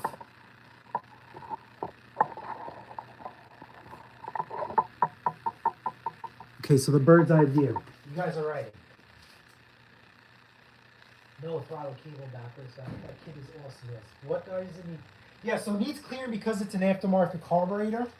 It's the same but different. So anyway, so back to if I would just buy this carburetor kit, to be honest with you, because you get the tune-up kit with it, but find one that has the grommet in there and do a new tank grommet. All right, so here we are. Okay, it's not moving. All right, so listen, he didn't clearance this enough. We're gonna try and cheat. Hold on, I'm gonna take you guys off camera. I'm gonna take you off the stand. I wanna see if you guys could see this. Nope, that's me. Hold on.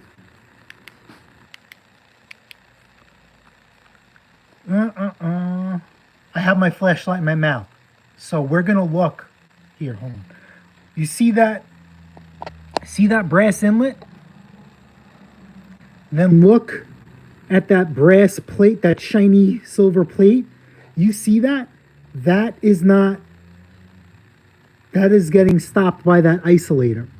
So what we're gonna do is we're gonna bend it.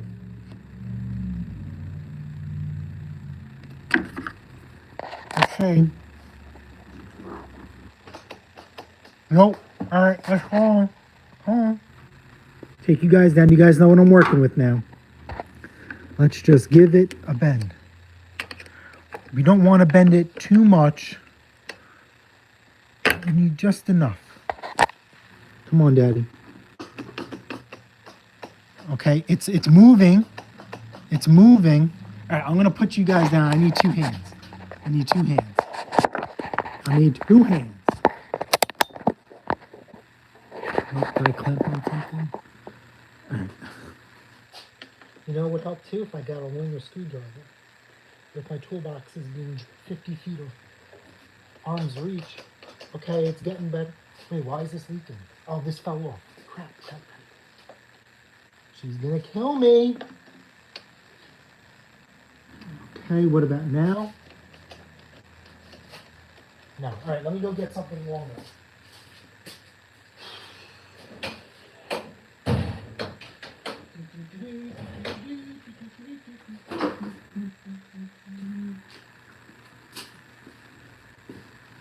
All right. Let's get the big boy out. We just got to bend it out just a little bit.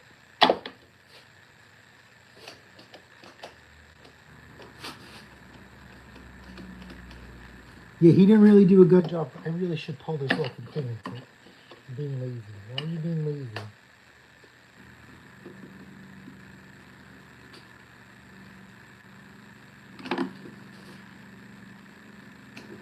Okay, we're good. We're good. We're good. I just want to make sure it doesn't pop out. I'm going to give you guys a different view. Motion sickness. Hold on. Do you guys see? Get off my magnet. Do you guys see that? See that butterfly? See the brass? That's your fuel line, your fuel outlet. You see that brass bracket, that silver shiny bracket? That is what was hitting. Now watch when I squeeze the cable. Oh, that's a terrible. Watch when I squeeze the cable. Squeezing the cable. See how it's cycling back and forth? This is good to go. This is good to go. All right, so we're making progress. So we will flip you. Crank you back down. And we'll go back out. And someone said 3 minutes for the echo blower. So we'll get this thing fired up. And we'll start the clearancing. These breather holes are always on the bottom. Oh, let's put this line back up. Dummy. Dummy. Oh.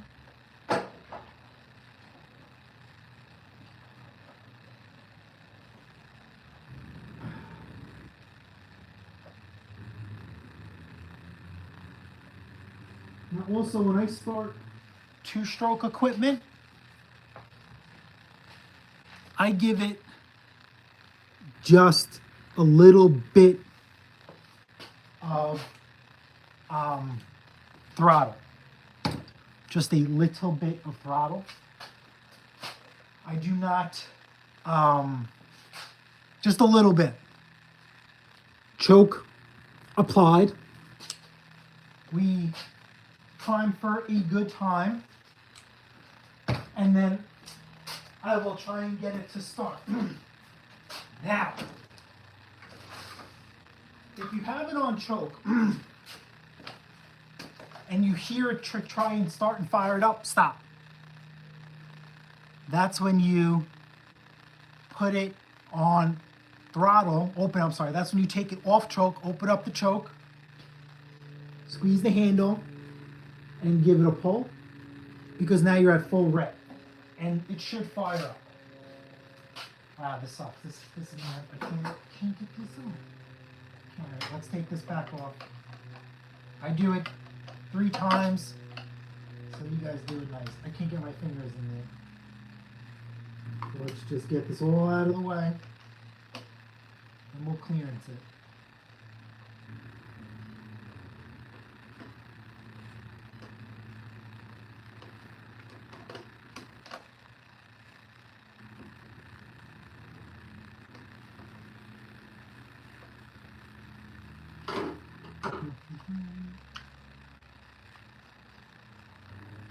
Now watch all the gaskets come out.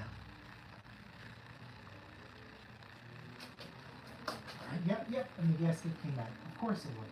Why wouldn't it? Why wouldn't it? Alright, so let's put this gasket back in. And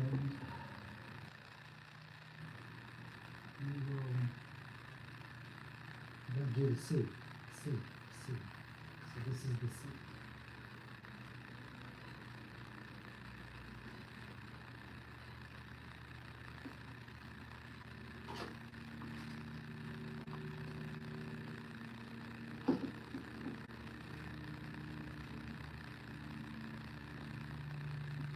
So practically, so if we're going to go back to crunching numbers,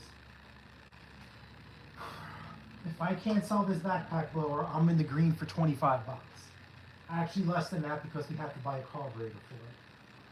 So basically I broke even. If we do sell this backpack blower, we're in the green for just to say 200 bucks. So that's not bad, especially when the guy came here. It's just a little bit of a process that I didn't factor in, but it's okay. Green is green.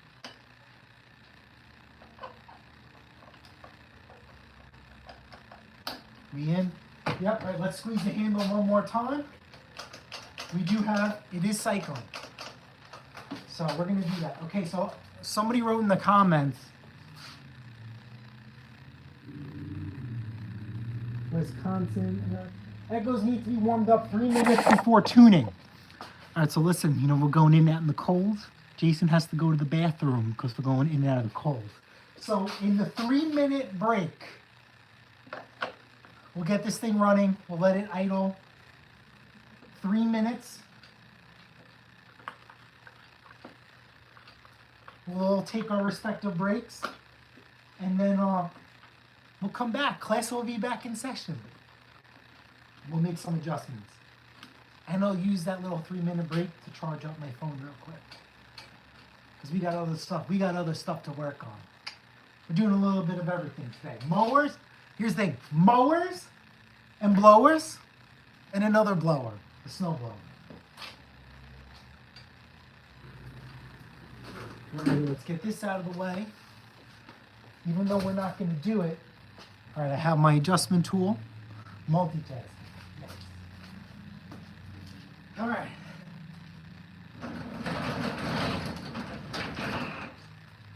Hey Google, what's the temperature? In Greenlawn, it's currently 40 degrees. Okay, you lost a degree. You lost a degree.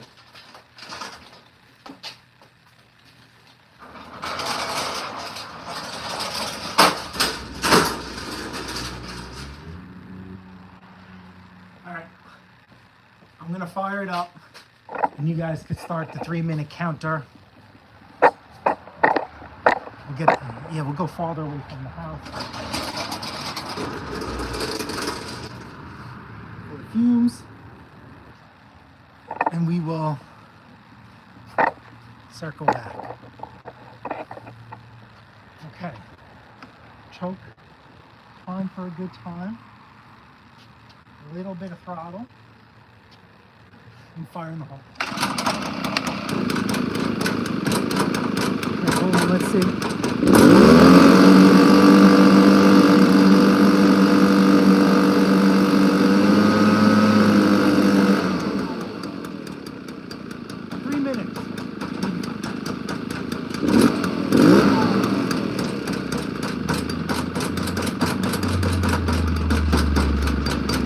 Sound good? Is that all right?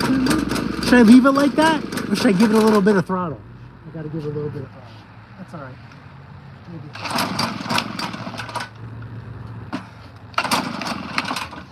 No! This is just working.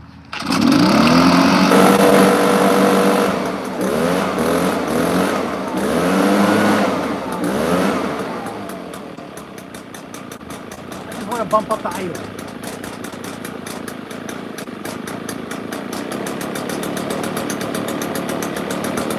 All right, 3 minutes. I'm going to take you up the stairs so in case it doesn't fall.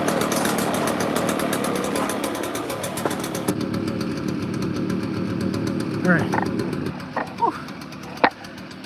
Bathroom break. So I don't want to do full cruise control. The neighbors will be pissed. All right. Bathroom break time. All right. We got to tighten that.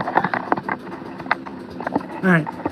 3 minutes, bathroom break, beverage break, a little bit of charging break, and we'll be back.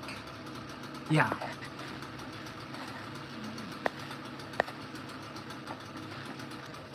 All right. All right.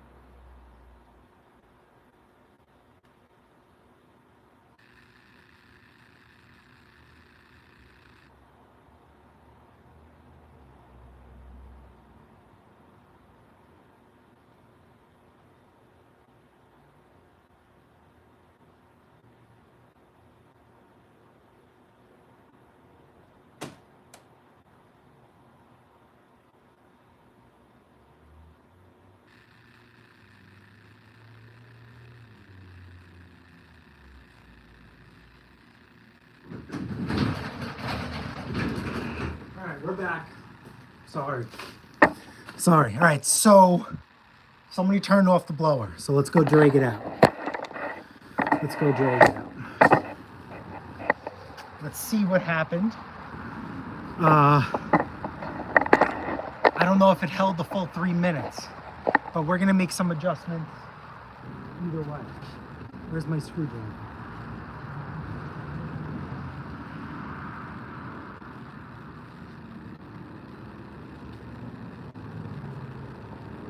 Alrighty, adjustment time.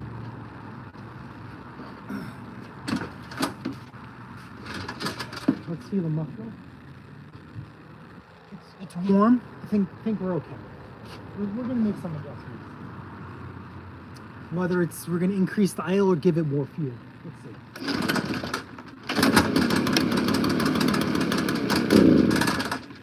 Okay. That was choke.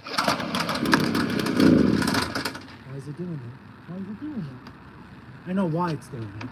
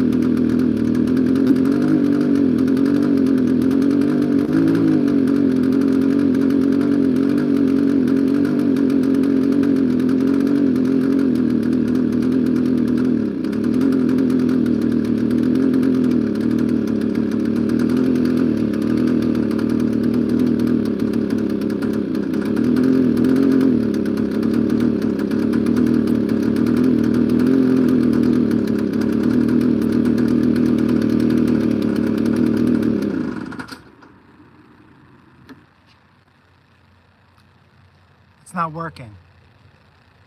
The high side. And I just realized something. Tell me if I'm wrong.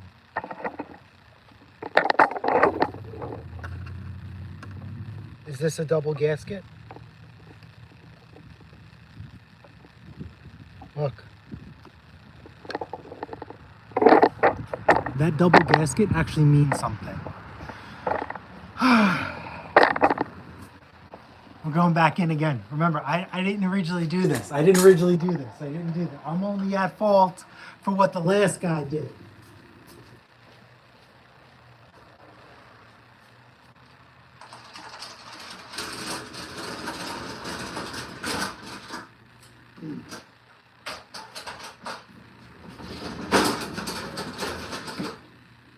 But I might be reaching here. Because what throws me off is, you guys could see that when I first fired it up, it throttled up great.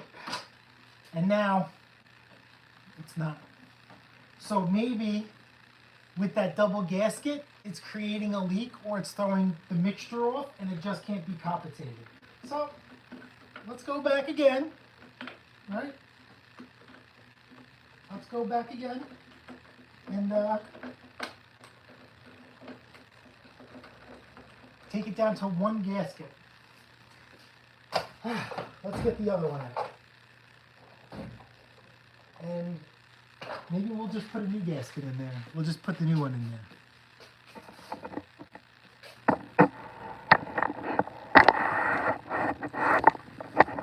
All right, so let's get closer, a little bit closer, girls.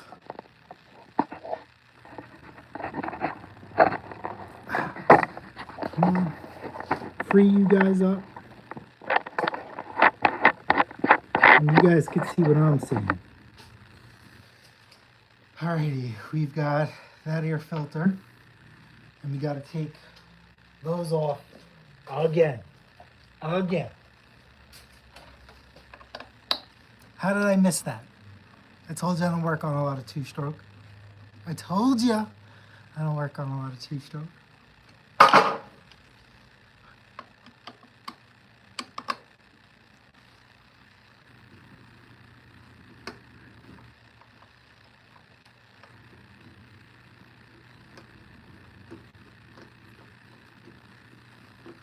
Okay, so then, hold on, we'll get the better view.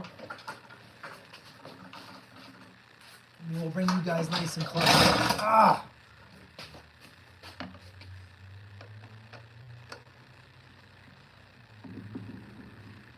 All right, let's gingerly take this. Here we go. Can you guys see this? There's no, oh no. Let's go closer. You see the magic? Here. You ready? Is this 2 or is this 1? This is 2.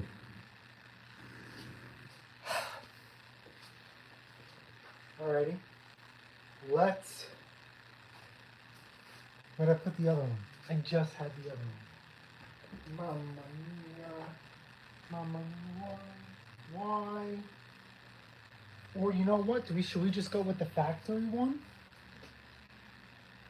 This is the factory one. No, it's splitting. This one is the aftermarket one. Where did Jason put the brand new one? I literally I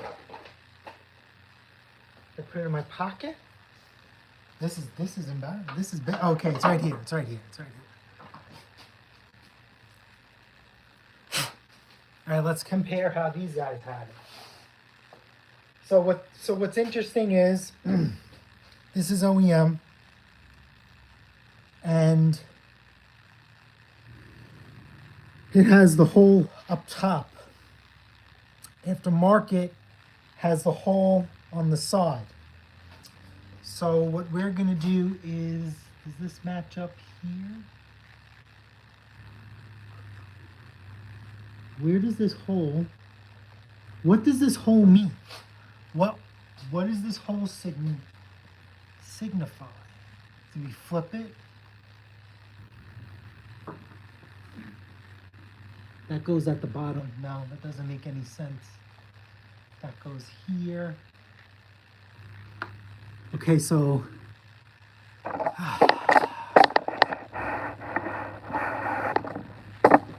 let's get the flashlight, and then you guys could see what I'm talking about.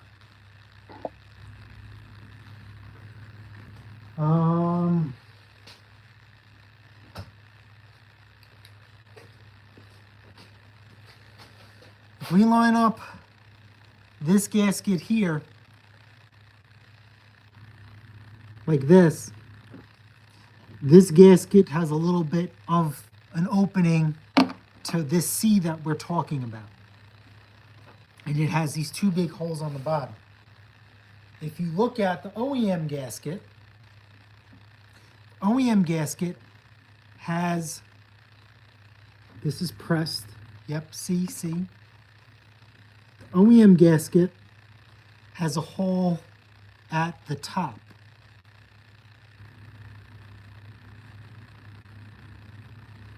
Now, why did he double gasket this? Did he have an air leak and he double gasket? You know what? Let's make an executive decision. Let's try it. Let's start all over again. Let's start at ground 1. Let's start with what he was working with. Let's put the original gasket on.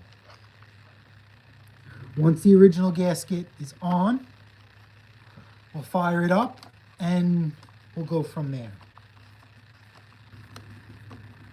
You could make your own gasket. Yes. Yes, I can. Yes, I can. So let's just get this in there. And what's funny is it worked fine when I first started it up. Is there a port? Hold on. Let me just get this in there. And then I'll read what you were saying about the port. Because your comments only come up for a quick second. I'm doing a very bad job multitasking. Let me just put this gasket in for safekeeping. Moo. That's my reminder so I know where it goes. Now what's gonna piss me off is that I already played with the adjustment screw. But I'll figure it out. I'll figure it out. So now we have to, these aren't the factory carb settings. And obviously it worked fine on the factory carb settings till it blew up. Well, didn't blow up till the other things. Let me see what you guys are saying real quick. Is there a port on the new carb that aligns with the hole in the gasket? I always keep some gel pro gasket making material around. Okay, fine. No, the ports and all that other stuff are not aligned correctly. Yeah, so hold on, I just want to see something. This is aftermarket.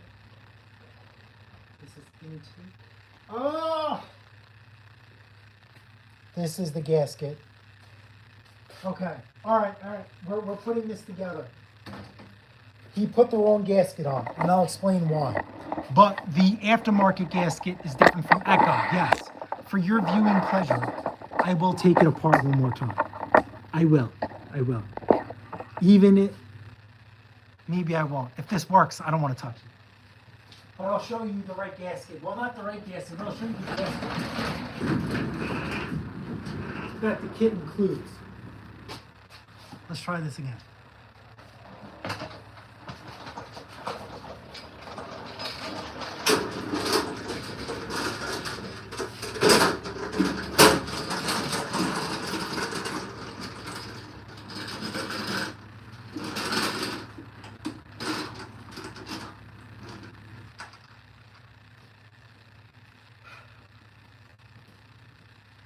Alrighty, let's get our trusty screwdriver and let's see how bad I messed up these adjustments. Let's see. You see what I see.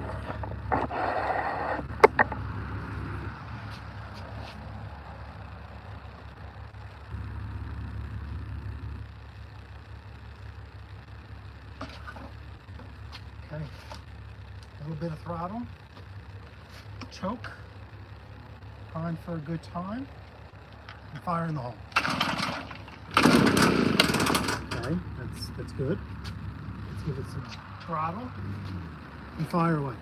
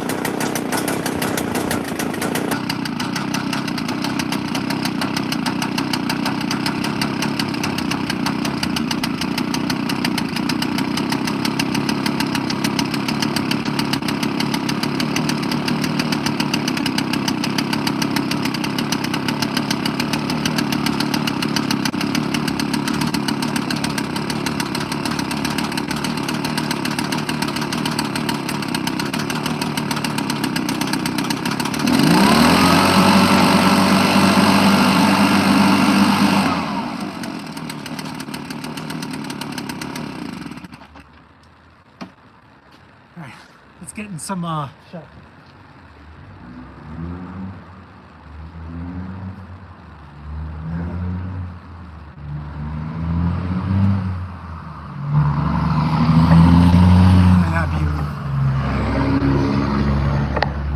That's a Peterbilt. That that cesspool company has some really nice trucks. All right, let's go back. So you guys are saying this backpack roller looks like it's in great shape. It's not.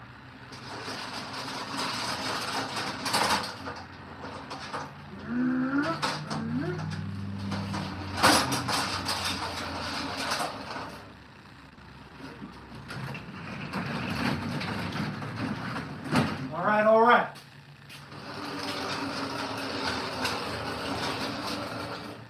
Let's take a look at this beauty. We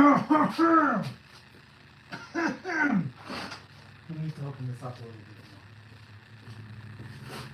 bit more. So, full transparency, we need to put an exhaust fan in here, or a fan of some sort. Going off a little bit of a tangent here, but when we were mapping out the garage, we knew that we wanted to do something like that. So when I did all the electrical work, I put outlets right there, right next to our window. Now, for the house, can you see? Yeah, where'd you get it? Right there, there's an outlet. So this year with our house, I put in a Bluetooth super quiet attic fan. And that bolts over the existing gable vent. I had to reframe it, which is simply just get pieces of wood, cut it. So it cuts to fit, screw it, it's done. I was originally going to do that in here. Simple. But when you do an attic fan or a gable vent, it's always an open space. It's not sealed. An exhaust fan opens and closes. So it's going to be sealed when not using it. But when you're using it, it's going to open up the flaps and push air out. So nothing can really come in. And then when it's not in use, the flaps close and it becomes a seal. The reason why to think about doing that when we first did this little makeover is I didn't know it was going to get this far, and this gets expensive. Yeah, so it opens automatically. So when you turn on the fan, it opens automatically. Attic fans don't come in the size of a gable vent. Gable vents are like a rectangular or like a design. Attic fans are one big square. So that means I have to cut the house, because the garage is attached to the house, cut the garage open, redo the siding. It's not a simple project, and it's cold out. Siding's made of plastic. Our siding is God knows how old. I'd rather do it on a really nice hot summer day. So there's that.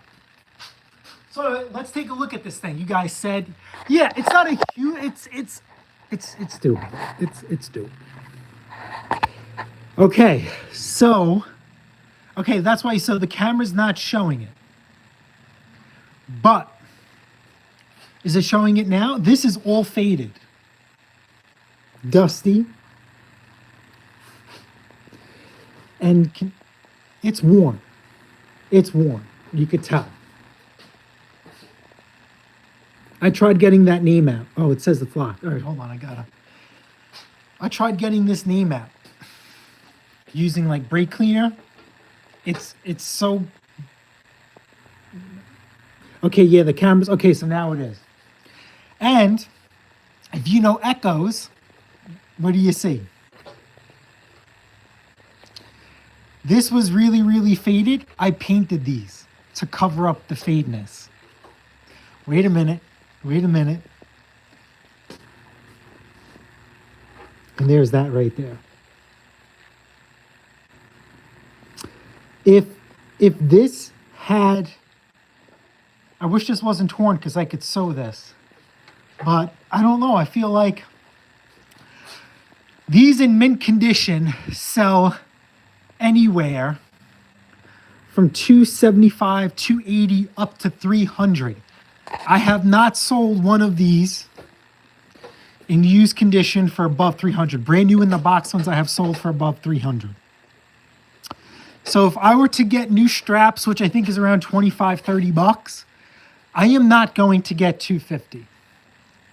So I'd rather just sell this for 200 and you guys could deal with this any which way you want. That's how I have it listed, and that's what I believe it to be.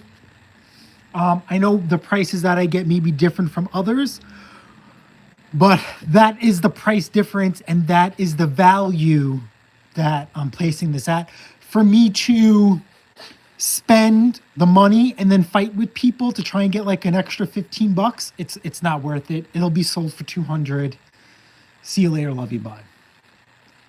All right, let's bring the next victim in. This is a very, very long live stream. I didn't plan on going this long, but as long as I'm working, you guys are watching. Soon we'll turn this into we're making dinner. All right, let me get this out. Let me go through the comments. Opens automatically, huge job.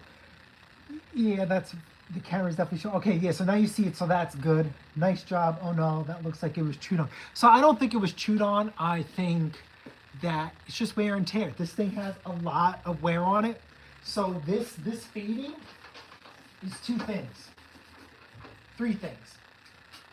Landscaper on the back of a trailer or on the back of the truck. Sun hits it, blows it out the water. See you later, love you, bye. Number two, I have seen this. We have this issue. Our shed has a skylight. Light goes through. Sun feed. So that could be an issue too. Number three, obviously, this thing has been worked on. Obviously, it was parked up for some time because it didn't run. So, that means that when this thing says, oh, this thing doesn't work, goodbye, they parked it to leave it to die outside before this guy picked it up. Because the guy who I bought it from, his name wasn't Robert. So that's it. Three ways. It can be either commercially used and abused, shed, or sunlight. That's up for you guys to decide. Well, we know it's sunlight, but how to get to there. That's on you guys to decide. Next victim. Next victim. Ugh.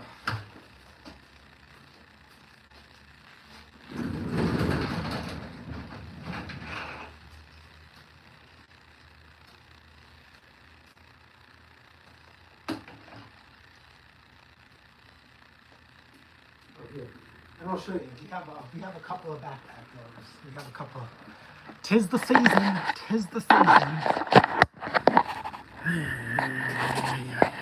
We'll do that there. So yeah, this one we just got done fixing. This is my own personal blower. Resale. Excuse me. Repair. Next victim. We'll get this going. We will get this going. This is one of my favorites. If you guys are a long-term subscriber. Personal blower looks like a beast. Yeah, so that's the 580 Husqvarna. Husqvarna Red Max are the same. So I think that's the same as a 7500 and 8500. Either way, it's perfect for our use. I have had that backpack roll for me years, and it's a little sun faded because when we were doing work around the house and we didn't always have the storage that we have now, it sat outside. But it's a beast. It's a champ. Fun fact, that's an aftermarket carburetor on there for the past 6-7 years because I didn't know any better. I bought a Red Max that needed a carburetor. I took the carburetor off of that and I put an aftermarket one in. I should have just held my own, but it works great. People dog on aftermarket carburetors. you get what you pay for. And at the price you pay for one, is it really terrible? So this is how I look at it. And we're having this conversation because I'll have this conversation with other people that do what I do. If you were to buy an OEM carburetor, anywhere from 50 to 100 bucks and up, I've seen. I'm just not talking about Red Maxes, but maybe like Echoes. The Zama carburetors are very, very expensive. Every year, you're supposed to get a tune-up done on your machine. If you bring your backpack blower to a shop to tune it up, how much are they going to charge you? 100 bucks, maybe a little bit more. Every shop has a minimum, right? You're just not going to walk in and be like, oh, no big deal, $5, have a nice day. No. As soon as they pick up one of these to touch one of those, there's an automatic fee. If you, every year, put a new carburetor on your blower, when you tune it up, you are still financially fisky light years ahead. That's my rationale. Let's go get the next one. Yeah.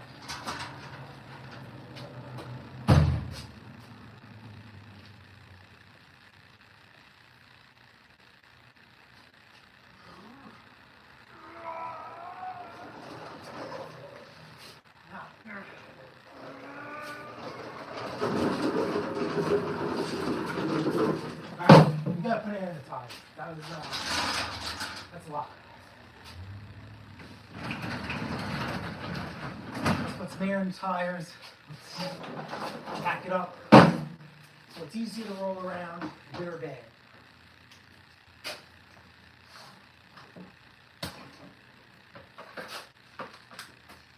Hopefully we have enough air. Alright. Today's patient, an Arens Snowtech 24. 208cc engine. This is an oldie but a goodie. If you guys know me, you guys know that I love these machines. I believe, speculating,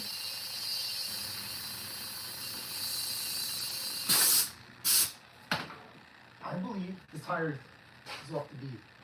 I believe Arens stopped selling the Snowtech series because they packed a lot of punch for the price, and it was taking away from the orange sales. I have done plenty of videos on this channel explaining my theory why. Because since I work on these a lot, I'm pretty well versed in them. The difference between the two is it.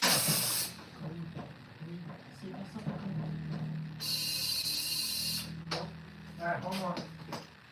Ratchet strap on.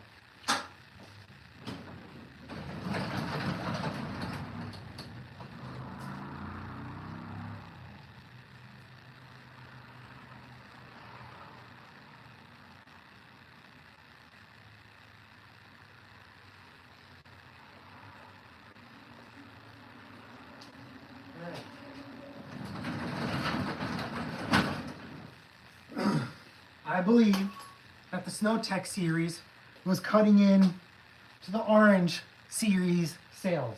I really, really do believe it in my heart.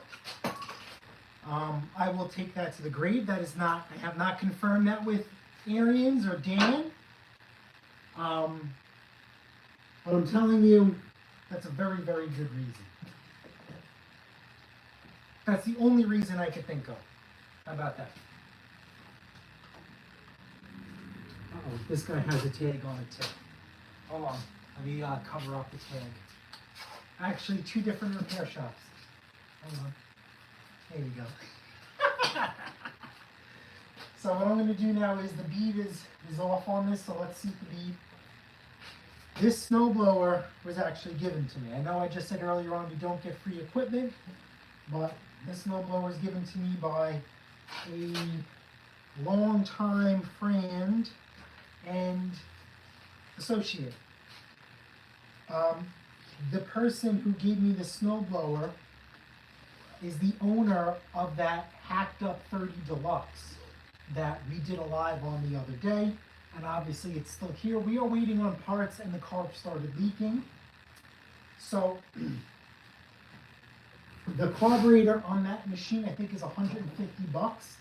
I didn't dive into it, but I just want to see if there's other options aftermarket wise. They do not make an aftermarket carburetor for that Briggs & Stratton. I am trying to see if we could get one developed to help you guys and other owners out there. Fun little side fact. We do sell some parts. You guys have to go in the links and you'll see where the missus sells her business and whatnot. Air. Okay, good. See that? You got air. Let's take this off.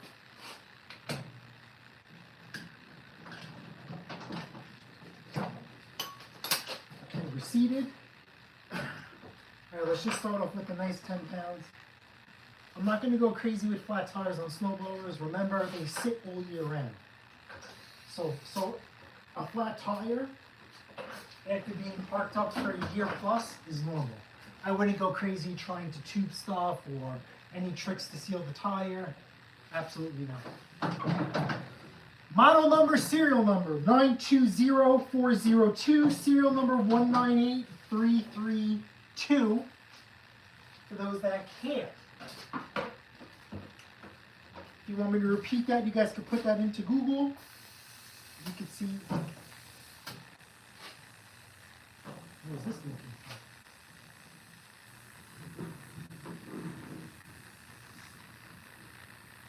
for? Okay, this is leaking. Okay, we have to seat the bead on here.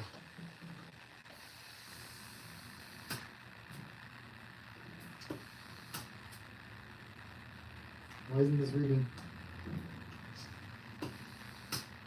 Alright, we gotta seat the bead on here. Hold on, it's leaking. Glasses. Glasses. I don't know if you could hear it, but it's leaking from the bead. And I can see some goop that they tried putting on there. Let's get the biggest hammer.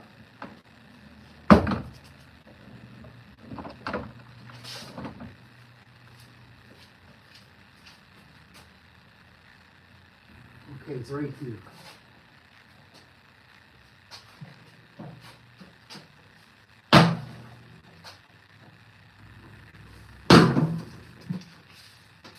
Okay, sealed.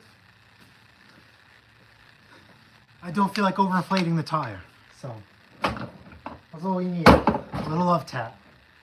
Little love tap.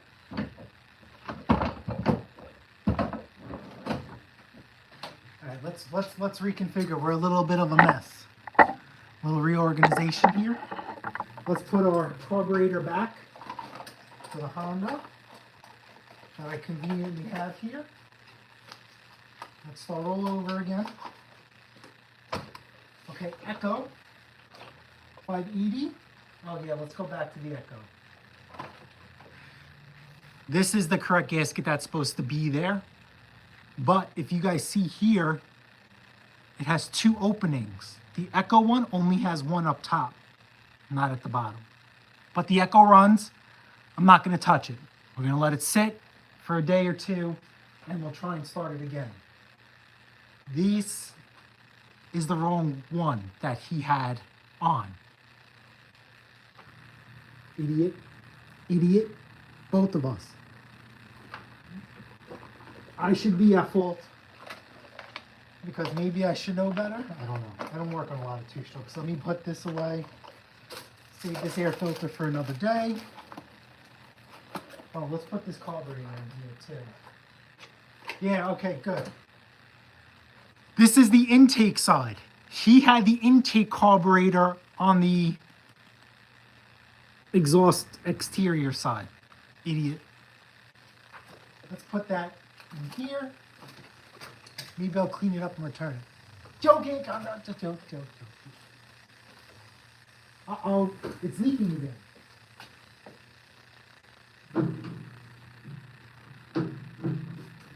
Why is it leaking? All right, we gotta hit this one more time. We gotta hit this one more time. If it doesn't work, damn it. just leaked out.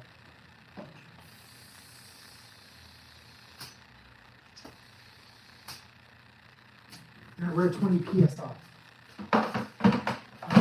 All right, let's hit this tire one more time. 20 psi is probably the max for that tire. I think this is supposed to be inflated to either 10 or 15. So this is as far as I want to go. Big hammer.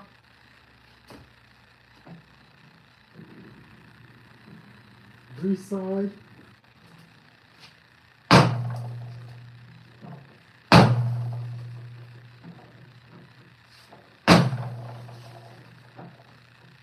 That should be good enough. I don't hear any more air. We'll leave it overinflated. Remember, rubber expands and contracts with hot and cold weather. No excuse for why it should be flat. But as you guys can see here, these tires are dry rotted. But they still work.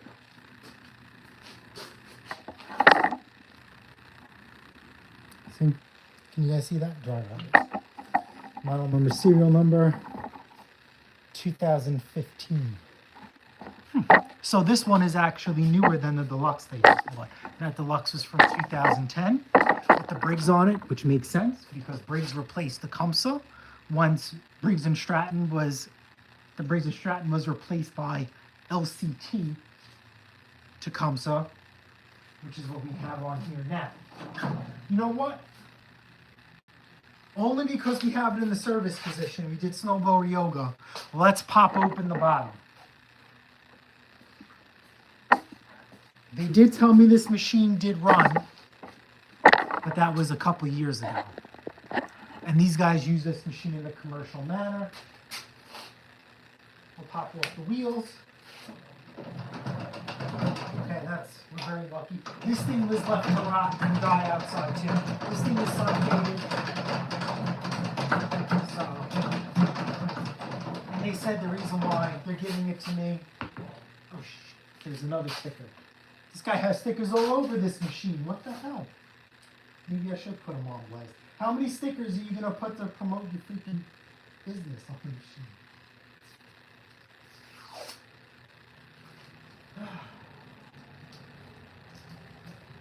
This one. There we go. Can't see his phone number. Yeah, how many snowblowers how many stickers can you put? He has one right here and one big fat one on the bucket. Whatever. I do not put stickers on machines. I have no luck getting people to call me for routine maintenance. They call me for repair, and then they start the sentence off with, I bought this machine from you, and they expect me to fix it for free. And we don't do that. All right, let's go back to cleaning up. Even though we're probably going to need these tools again, mentally, I just need to put this stuff away. We'll start fresh. So let's go back. Shop minimum, the older equipment is way better.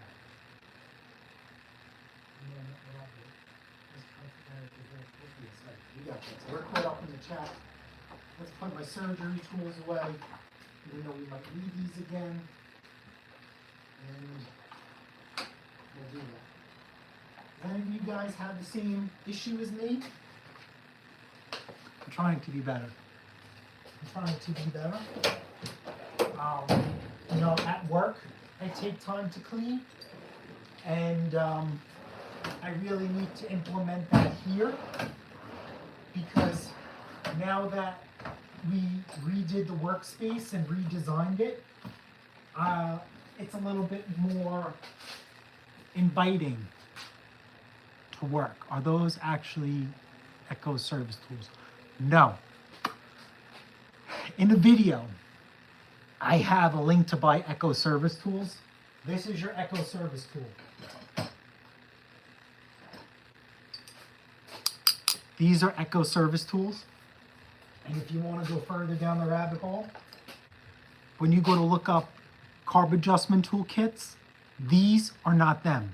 Do not buy these. These are not for Echoes. They're very unique. These are Echo service tools. Very, very expensive. They are not sold to the public anymore because you know why. I have never seen, these are called a Big D. I have never come across to where to use this Big D. It's a Big D. So I don't know what to do. I don't know where it's used. I don't know. This is the issue which pissed me off. This is the one that you use to adjust factory carburetors, significantly smaller. It's broken. So I can't use this no more. I tried ordering another set, can't. Company did come out with an aftermarket set, but they don't last long. So that tire's leaking. Whatever. We'll let that sit in the warm weather, if you want to call it warm in here. And we'll let the rubber warm up, stretch, and we will call it a day. And we'll move on to this one. We got that. Screwdriver. Ratchet. Even though we're going to need it, we'll need this. Let's put that there. Carburetors will stack here. I'll put my rag in my pocket. Spark plug. Bushings. For my compressor. Fitting. This will put away. I think these, is this metric or 3/8? It should be 3/8, so we'll get this going. A little reorganization here. 3/8, nice and tight, which is interesting. This is metric, machine is standard. Okay, let's get this out of the way. What is this? This is 3/8. Let's get this Torx handle back. I'll read your comments. I see them. I'll read them. I'll respond.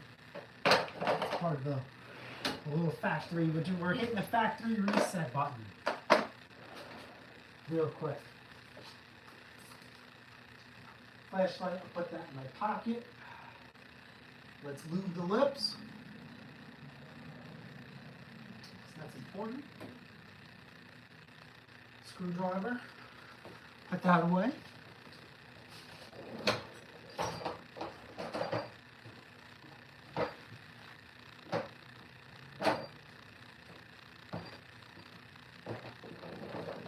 Okay, next.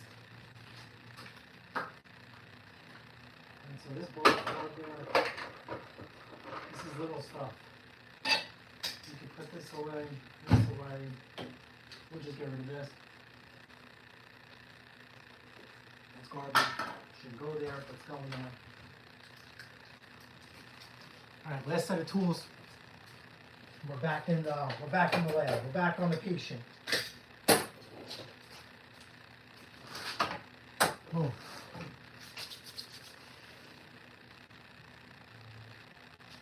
Is this rusted through? Oh, shit. Damn it. Here we go. It's got a rot hole. It's got a hole.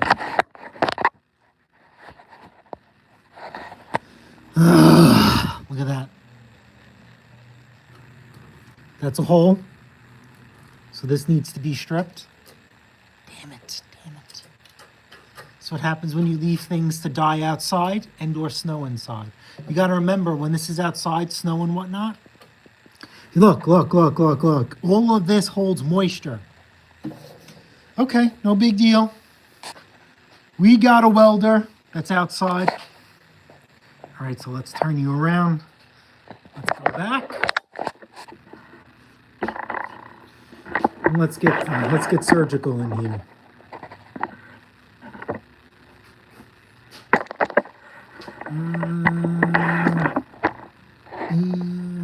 Oh, you know what? I think I can get this with you guys in the first person view. Hold on. I'm going to mess with you guys one last time so I can see what you see. Here we go.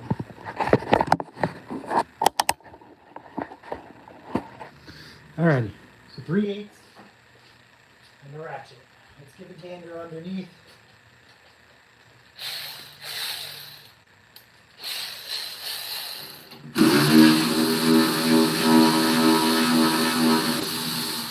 One.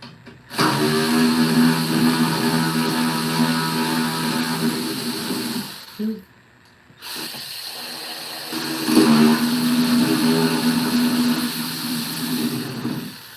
Good.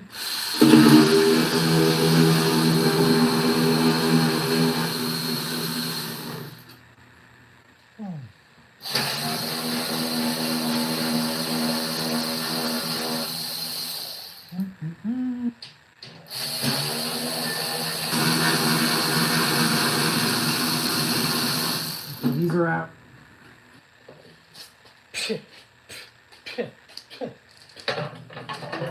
Of course, this was sitting outside.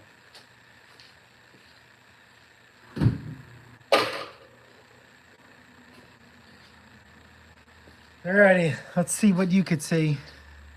Alright, let's go back to the comments. I know you guys, I saw something about $2 tools.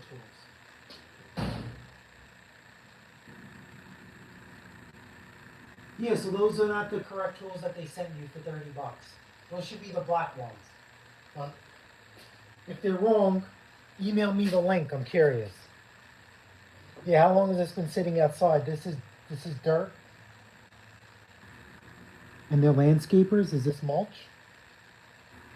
So that's no good. Let's see what we got on the inside. Everything is rusted from sitting outside. Look. Look at the friction.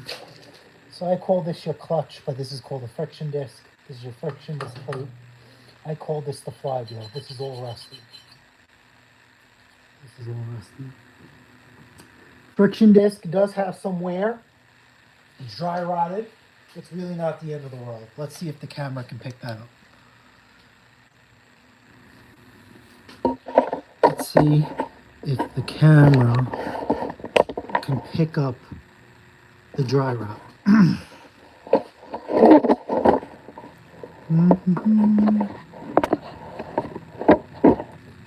Spin, my child. There we go. You guys see it? You guys see that? Friction disc is dry rotted. It's really not a big deal. That's fine. Look at this twig. And just look at all of this. If this machine probably sat out for another year, this would have been junk. Not junk, but we'd have to do some major welding and repair. All right, let me blow this all out. This is where I wish I had. It's too cold. I will pressure wash this out.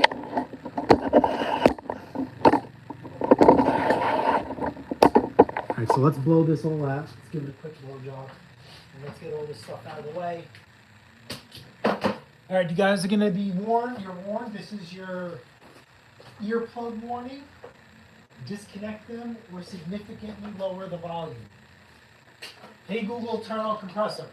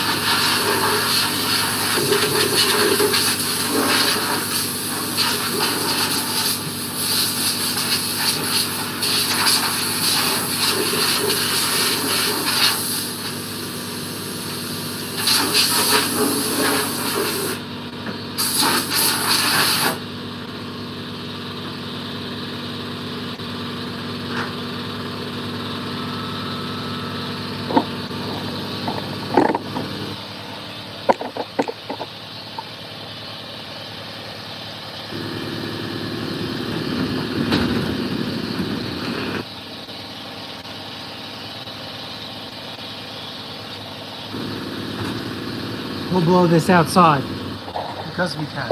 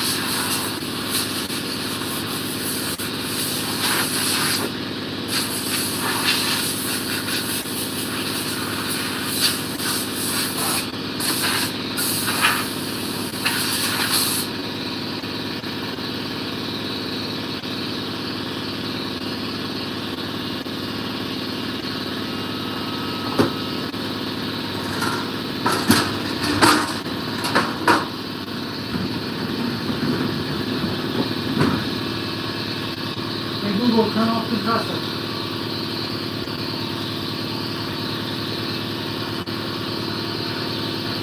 Hey Google, turn off compressor. Alright, turning off 2 switches. My email. My email is jpattay@gmail.com, or shoot me a message on Instagram at Pat Taste Performance. Don't forget, I will be posting our snowfall video on there. Now, snowfall picture. You guys want to know how much snow we got? We'll post it. So let's just give these wheels a quick cleaning. We'll grease them, and we'll put them back on because we know they're going to have to come off. Let's just do that.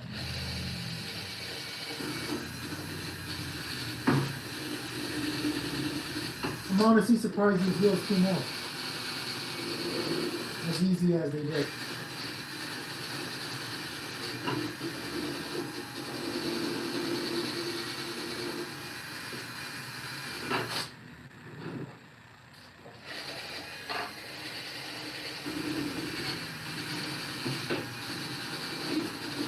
Now the other thing is, we're not going to go crazy on this because snowblower sales have been really stagnant. We used to sell these things for $700. Now we won't. We're just not getting the snow and the economy. And that's, if there's no demand, there's no sale. These are worth their weight in gold. But for me to make this look pretty and price it where it can join all the other snowblowers, we're just going to get this running, get that tire fixed, and sell it for $300. That's it. You know the electric start doesn't work on it. I have no interest in getting that done. This is just going to be a quick little get in, get out. We have enough snowblowers for sale. Usually when we sell something, we sell the fit and finish the way it's how our brain is built. But if nobody is buying, then we need to make adjustments, and that's what you have to do. Now, also, you guys know, when we sell something like this, it's not sold under our name. We have a different account. We don't want to be associated with something like this. There's nothing wrong with this machine, but it's just not to our standards. And we can't sell this under our name because it's not done to our standards. And then people will associate that this machine has been done the way all the high-end machines are, and that is not the case. That is nowhere near the way this should be done. So we're just greasing the axles. Hopefully that makes sense. Does that make sense? We're not going to spend a great amount of time and effort to make this thing perfect, and we will not be rewarded or recognized. So, no. That's just, you have to make decisions like that. When it comes to snowblowers, we only used to do it one way. Lawnmowers, we had different budgets for people. Um, but now we need to adapt and change, and that's what you have to do. So we're adapting and we're changing, and I'm an idiot. I have this thing called pride, in the sense of like, I know how much this machine is worth and what we're selling it for. So for me to put that kind of effort to bring it to that level and not get paid that, it's very, I just mentally can't process it. Even though these are such simple machines, right? We could have this snowblower in perfect condition in a weekend. But why am I going to give up a whole weekend and not get compensated for it? That's how I look at it. Okay, so let's see. We did the axles. Oh, I gotta do the gear. Gotta do the gear. That's to do the gear. Let's do the gear.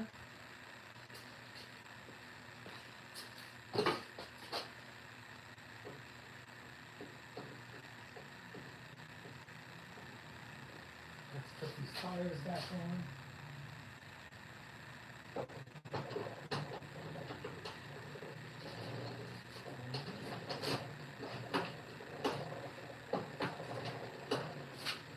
Some more grease on it. That should be nice and smooth. You know, right? We're talking about how we're doing less. But little things like that, I just can't let go. You gotta make sure this thing is nice and greased and spins really good. So the next person that works on it, somehow this ends up back in my. There we go. Perfect.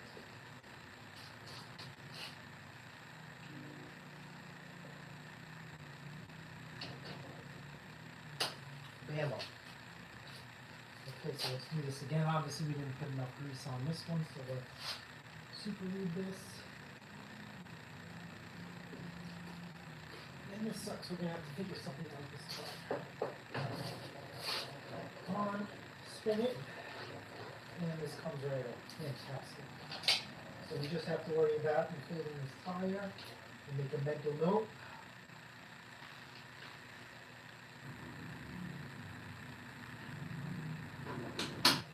And now we can just move this gear real quick. Let's move this gear. Your shop is as full as mine. The tool cabinets take up a few days.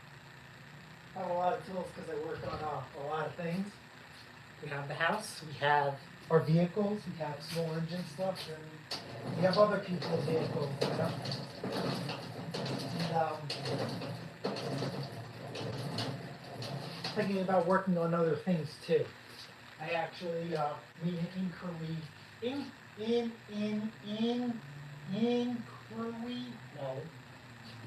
inquiry, inquiry about a piece of equipment to fix and potentially resell.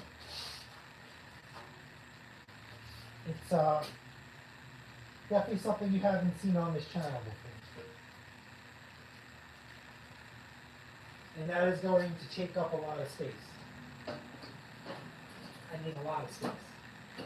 The issue is, well, it's not the season to do it. So, if I do get it, I know that we are going to be sitting on it for quite some time. And I gotta make sure that I can move it around without running it, because that's gonna be annoying if I need to start it up every time.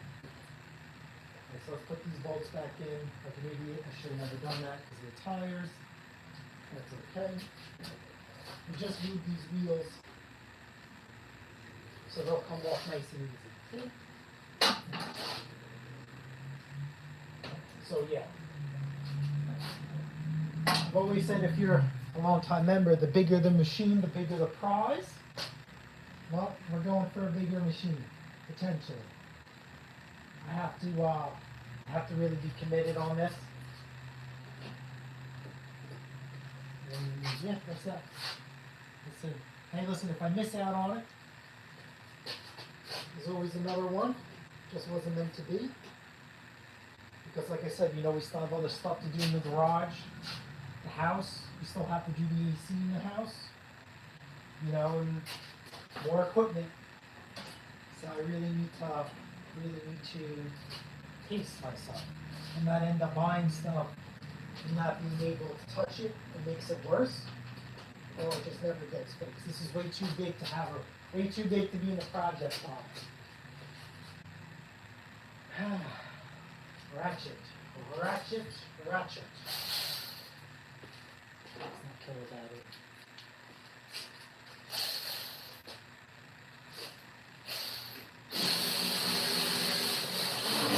Because honestly, I already have two big projects. One started on the channel, and we never finished it, or we even started it, and the other one just never even came to that. Technically, one of them I should be working on right now instead of doing the next project. It is what it is. I gotta check my conversation with Jake at Eliminated Performance about how long ago I bought this machine. Maybe 2 years ago. Lack of snow killed my motivation. And then other seasonal priorities came. So let's put that there. We're family. We're talking. Put this wheel back on.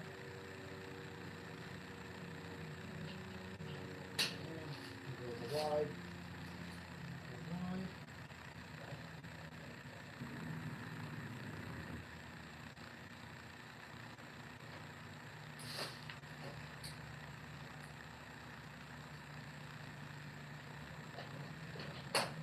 Alright, we're done. Actually, while it's up here, should we open up the carburetor or just try and put gas in it? Because if we put gas in it, we open up the carburetor, stuff is going to miss. The shop is this thing is mine too. Alright, so let's take a look at this carburetor then.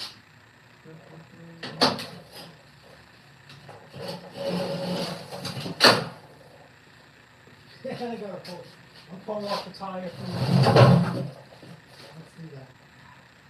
You can just see how rusty this machine is. You can just see how rusty this machine is.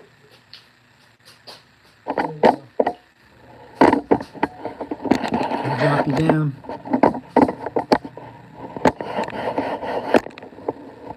Can we zoom in on this? Oh no! I just found something new. All right, we could zoom. We're gonna zoom. I didn't know you could zoom. Wow. Can you show it up? Perfect. All right, we're zooming. We got the zoomies. All right, so now we're working on the motor. Let's switch to metric because that's what this is.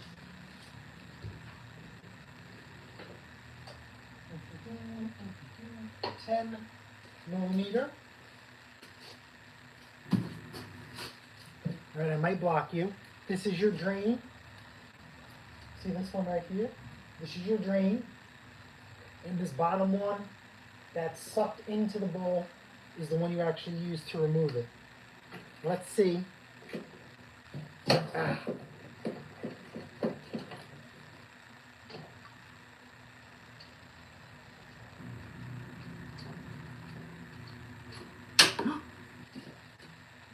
All right, so let's see. The drain plug is a 12 outside. All right, I'm gonna block you. Oh, it's right there.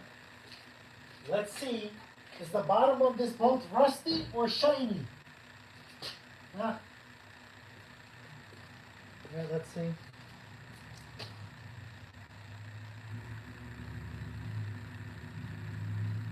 Can we just do like focus? Hold on. Oh, that's pretty good. Okay, so now you guys can see it. That's not so bad. Alright, so I got some faith. So what we're gonna do now is I don't want to touch that seal. We're just gonna do a quick and dirty on this thing. That's it. Quick and dirty.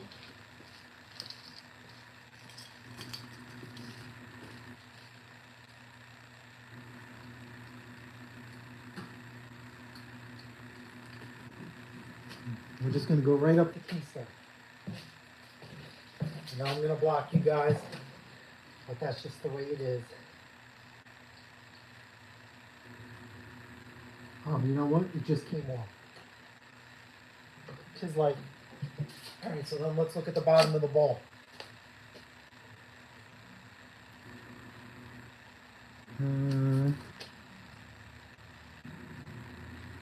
It's actually not that bad because the bowl is off now. We'll clean this up. We'll get you out of Zoom. And then we'll go the distance. We'll go for a distance shot.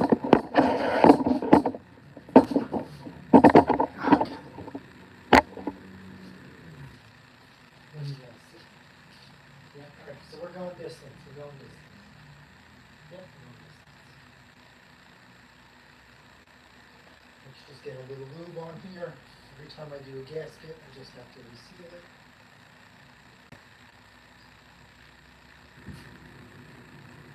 Let that sit. In the meantime, we're gonna go right up the keystone on this thing. And we'll do a quick and dirty. We'll spray some lube in there too, just because we want to lube up that hole. Get everyone on dry. Now I'm just spraying where that gasket surface goes. You know, that O-ring? That O-ring's actually really dry. So that's why I decided to put some lube in there. So let's try to go right up the keystone on this thing.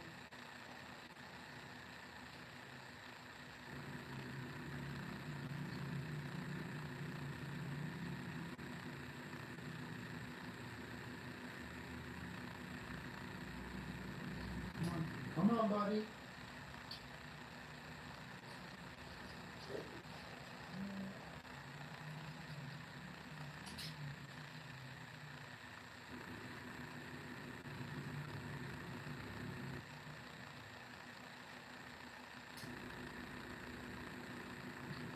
Come on, go in.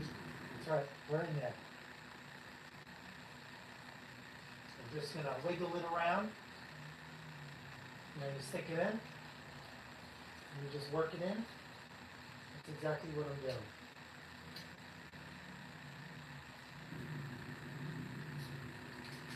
All right, let's go. Drain the bowl. Good.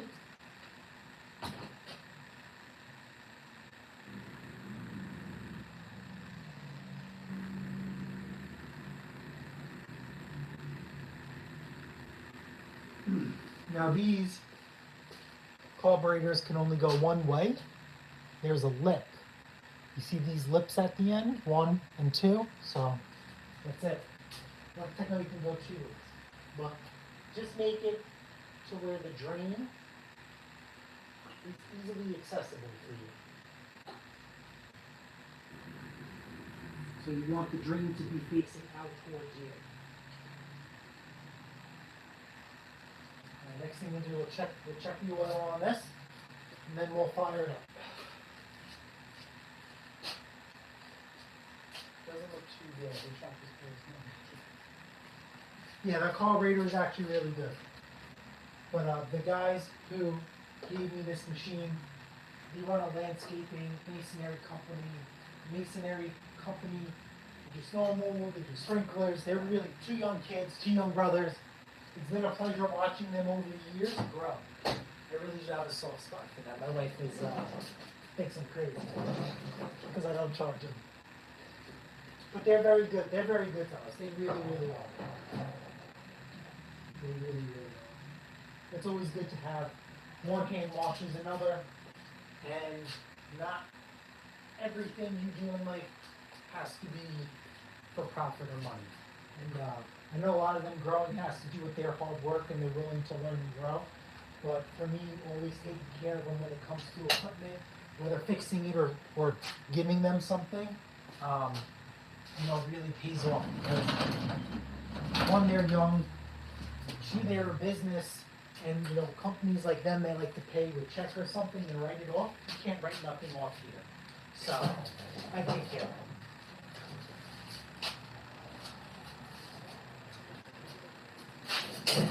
Okay, let's switch it to here. Probably do a different camera. Switch up the view. Yep. Switch up the view. We'll just pop this in right there. That's the thing for the fuel cap.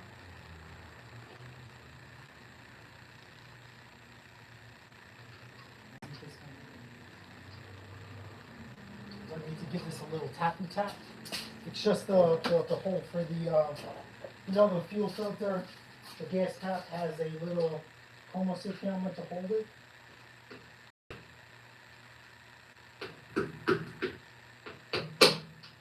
Pin fixed. Let's look at this tank. Tank is really clean on the inside. Something I like to do, I'll show you the tank.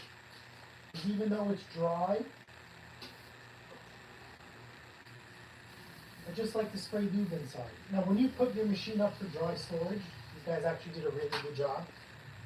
As long as this machine's been sitting outside, that gas tank is really clean on the inside. And I promise you I'll show you. But you have a metal tank, when you empty it out for the year, let it air dry for a day or two. And then from there, spray the inside with your favorite oil-based coating. Pan, anything, something WD-40. Stop that tank from rusting. Screw it in. The oil is clean on this machine. Let's see if it's full. And it is. Okay, we're at 10% battery. Oops, I hit the wrong button. Shiza. Alright, I gotta plug you guys in. This is probably gonna be the last machine we're gonna work on. Alright, let me plug you guys in, and then I'll see what view you guys are getting. I don't know how 10% is gonna suck this thing. Or is it 10% on the iPad? No, right, so we're at 20% on the phone, and 10% on the iPad. So I'm gonna lose you guys in the chat. And I can't show you the tank then. But trust me, actually no, I'll leave it a quick peek. It's not gonna kill me. Trust me that this tank is clean. It really, really is clean. I'm gonna do this one. Look at this tank. Obviously, I just sprayed some lube in there, but considering the rest of the machine, this tank is in phenomenal shape.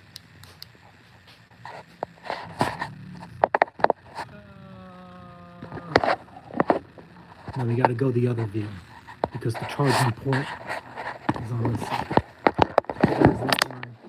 You guys get to see the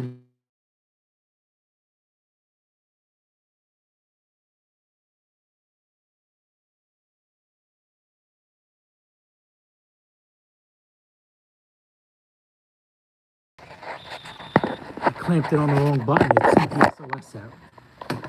Listen, if the police come here, you know why. So let's get you here. Alright, so we'll fire this up. Put some gas in it and fire this thing up. Check the oil. You know the augers are good. I can grease that at a different time. So let's get some fuel in here. And let's see if she's a runner.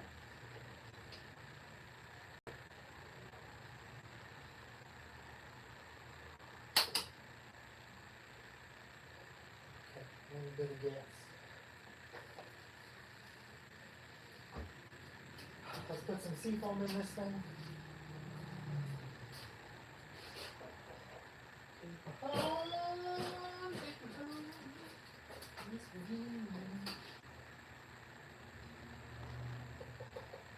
Here we go.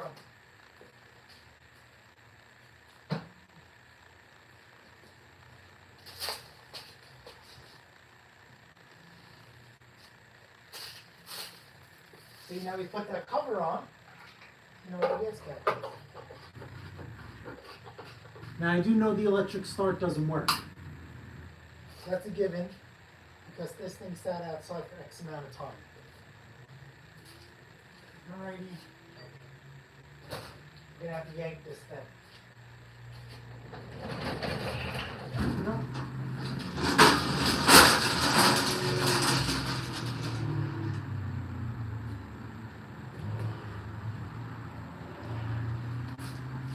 Fuel is, to see if it's on already. Okay, now it's on.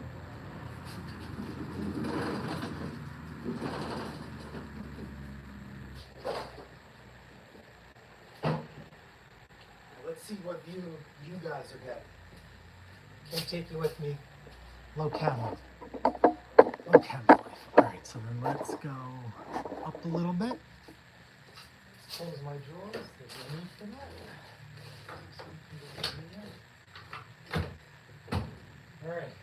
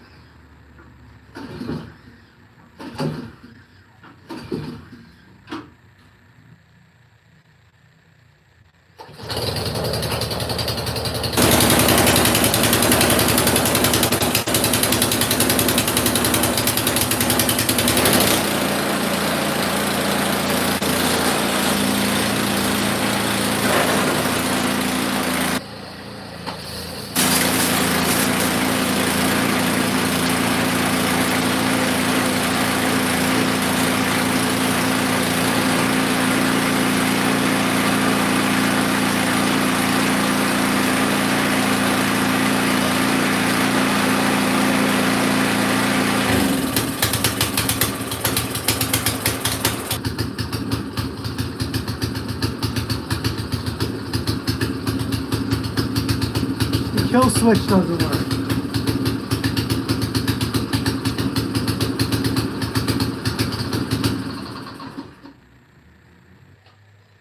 Alright. Let's bring it back in. Let's take a look at the kill switch. Key works. Kill switch left.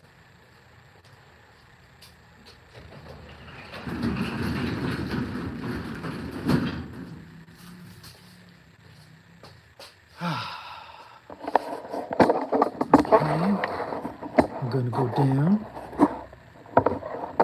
right here.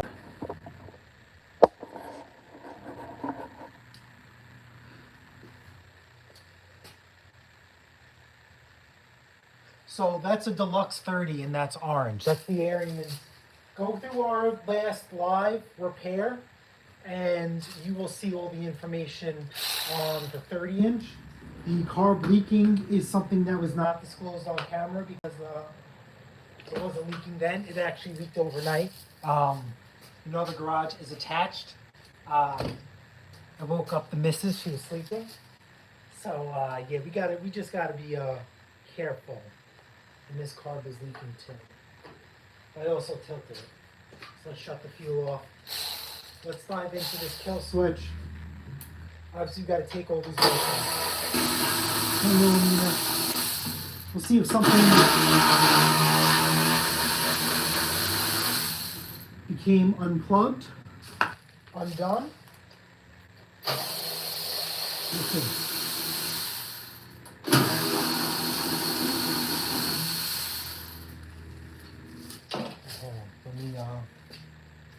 This is going to stink up the house. Let's put that there. All right, let's pull this cover off. We pull that off. Now we got to pull off these bolts for the exhaust. This cover, hopefully we didn't run it that long to make it that hot.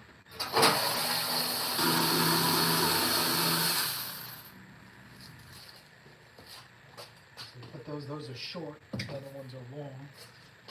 Now, this cover should come right off. There's another bolt in the front.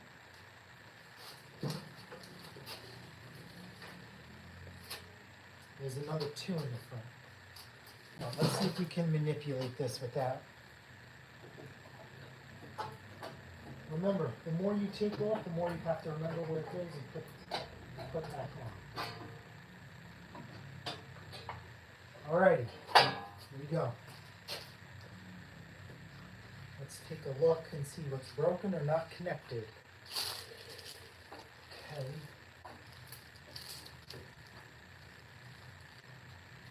Can you guys see this?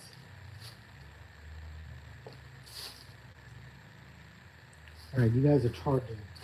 So we're going to trace the wires. Key switch is here, and it's tied into these wires here. So maybe just the switch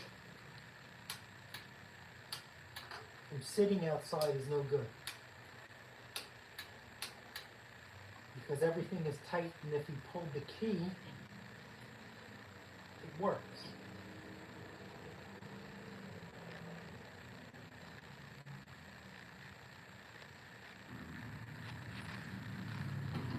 You're going to check the ground at the base.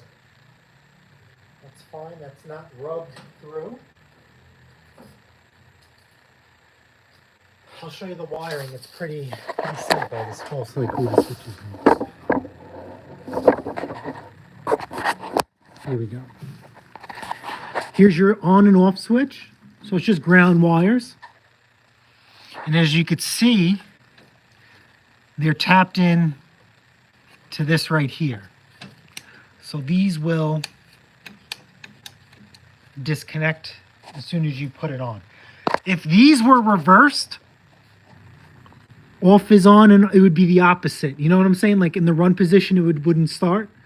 And in the off position, it would start. So in my mind, this switch doesn't work. I mean, let's see. Could you want to pull it out and run a continuity test on here?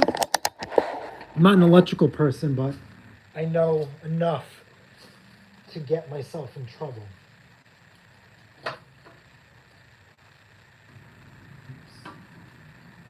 Let's see, is this going to come off nice and easy?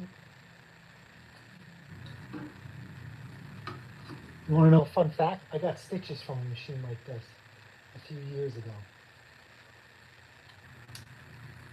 All right, let's say we have switch contact here. Let's get our multimeter.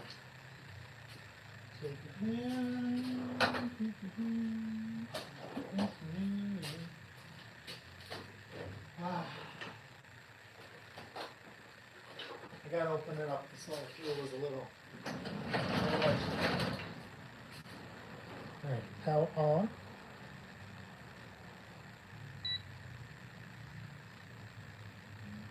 Let's make sure we have continuity. See how we touch? So let's get this switch here. And we'll put one here, one there, showing open.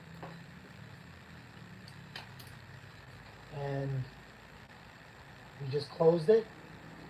We got nothing.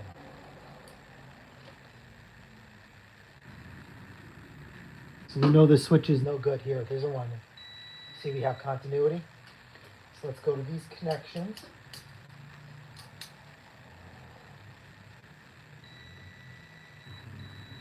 Okay, so that works.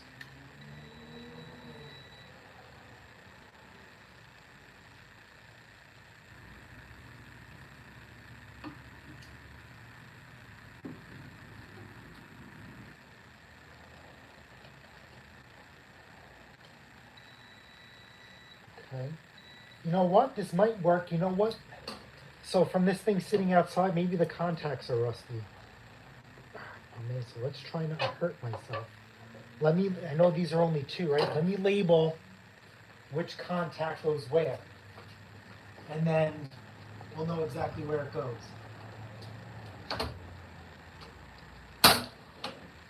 Alrighty, kill switch turns. So this is me. We'll do black goes on the top, and on the side is not marked. Hopefully my fingers.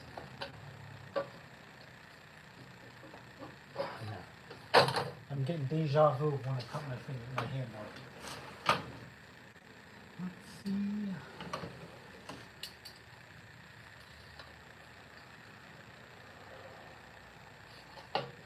1, 2. Okay, yeah, these are rusty. And these are on the inside, right? Oh no.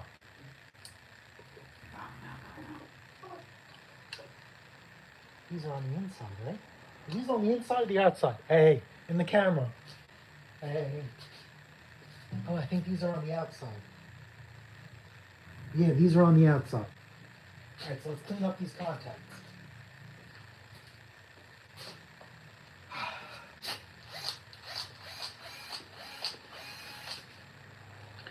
Nothing crazy. We'll just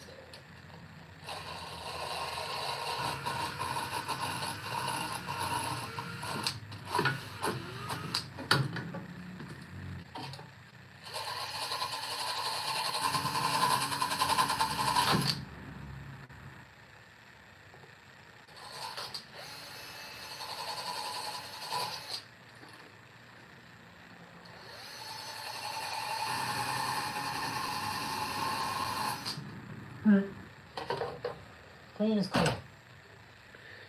Okay, so let's try this again. We'll go out. In.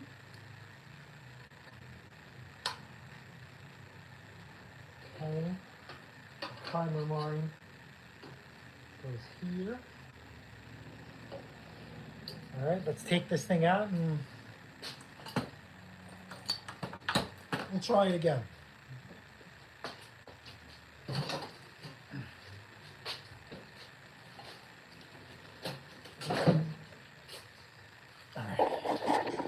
So now I gotta flip you, right?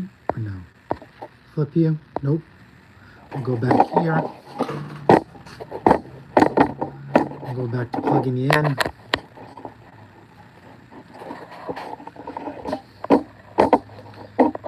And we'll raise the height.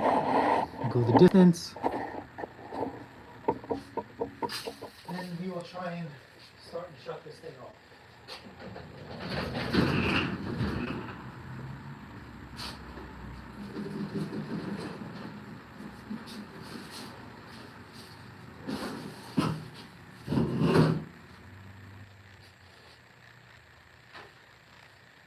Now remember, snowblowers don't have air filters because when there's snow on the ground or there's just no wind, it's not picking anything up. So there's no dust to be kicked up in theory. And the reason why I don't need to bolt that cover on, Arens has these capture nuts on there. So it's good. That carburetor's bolted on there really, really good.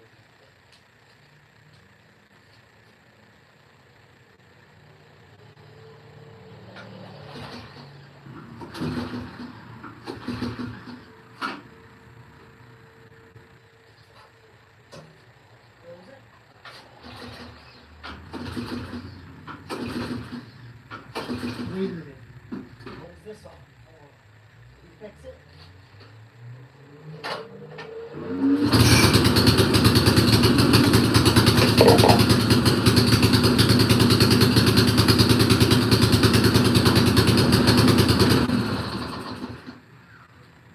We just fixed one problem and created another. But you know what? I'm glad it happened here and not when the person buys it. Let's go back into this thing. One last time.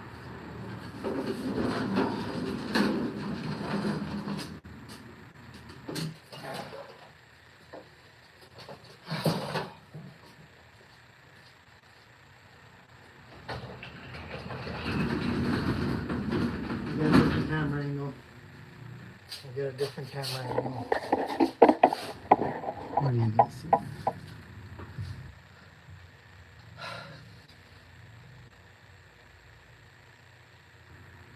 Okay, you guys got some visuals. Recoil rope time. Nope. Actually, let's put this back together before we start taking more stuff apart. Of course, I forgot. Carburetor.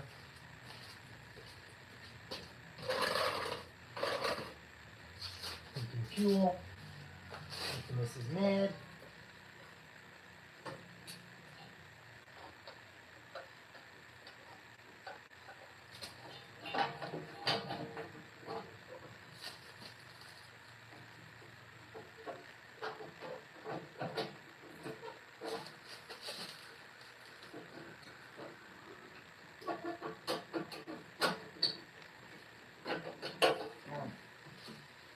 In there? Yes, we are. See? Got an itch. Got an itch. All right, let's put this thing back together. You know the short 2 screws were for the exhaust?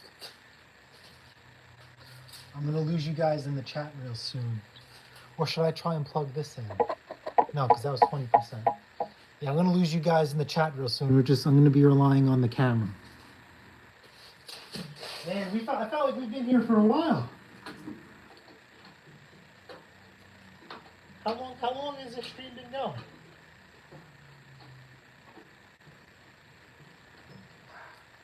All right, let's put another one in here. Little anti-seize. I know. I just can't help these good practices that I have. And honestly, these are not the worst ones to have. So please, please, please, don't change them. Don't break them. You know, you see something, you do something. All right, so let's try to figure out. I didn't pay attention to which way these bolts came out. There's 2 different lengths, short and long. I'm thinking short, because the carburetor is right here. I think the exhaust is the long one. And as you guys can see, take notes. I'm starting these by hand. And also, if you remember earlier in the chat, we were talking about starting stuff with power tools and using power tools. On a snowblower, I'm very, very comfortable using power tools on a snowblower. It's all metal. The plastic stuff, I'm a little gun shy. I'll take the extra 30 seconds or less to El Manuel.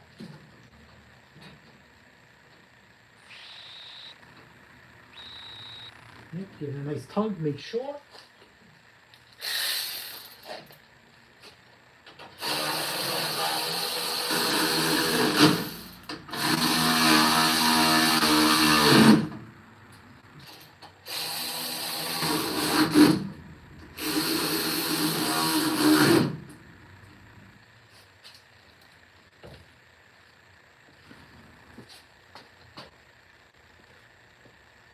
In 3 hours. No way! Well, I appreciate you guys hanging out.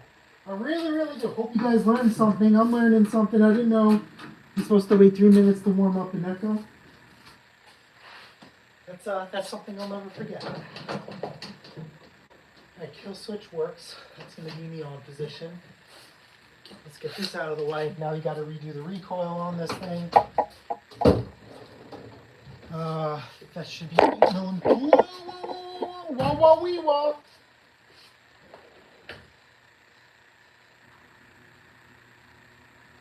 9. Nope. 9. 8. Fantastic.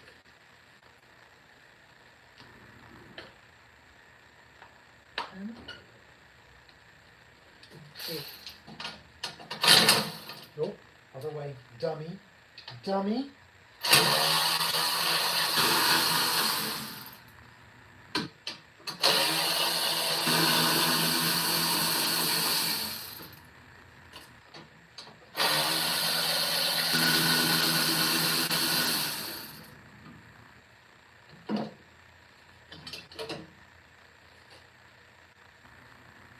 Now let's put these bolts someplace special. Okay, let's bring you over here. Is the camera gonna allow us? Come Let's switch. To 4%. I have to get one of those Milwaukee ratchets. I have an anything. Yes, Milwaukee is the best. Anything else, don't let anybody else change that. Not even Snap-on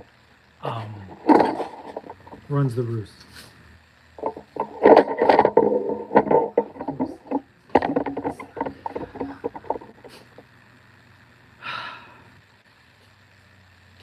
Alrighty.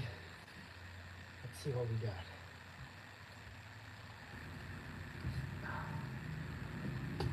Okay.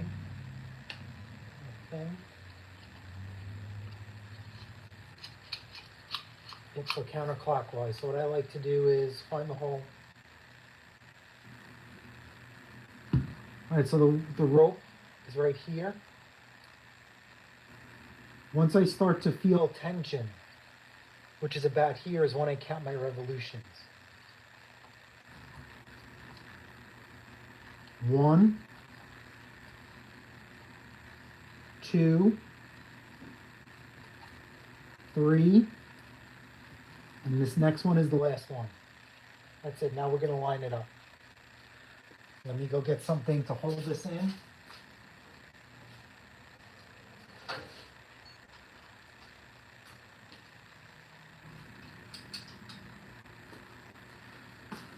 See how we held something in? And now we can line up this hole. This rope is really thin.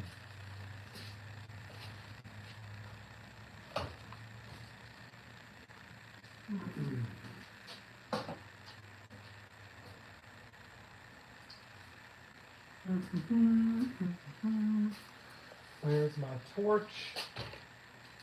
Really shouldn't be having an open flame with the gas, but we'll figure it out.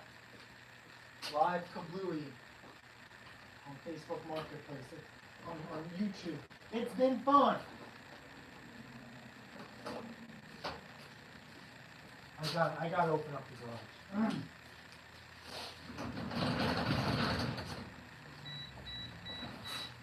What's that? Oh, that's my multimeter shutting off. Alrighty. Let's measure this out. What camera do you use? So right now I'm using my iPhone for live streaming, but we use something else when we do the videos. But I don't know. I don't know how. So the camera that we have is very expensive. I could do live off of that, but I don't know how to. And we also have a GoPro that we can go live off of too, but we'll stick with what we know and what works. So we'll keep this simple. Oh, wait a minute, you're off camera. Here we go.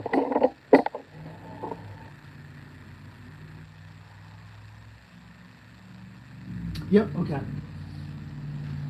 We're gonna keep this simple. We're just gonna match this up. No need to crazy mathematics. Hey, shut up. Drop it.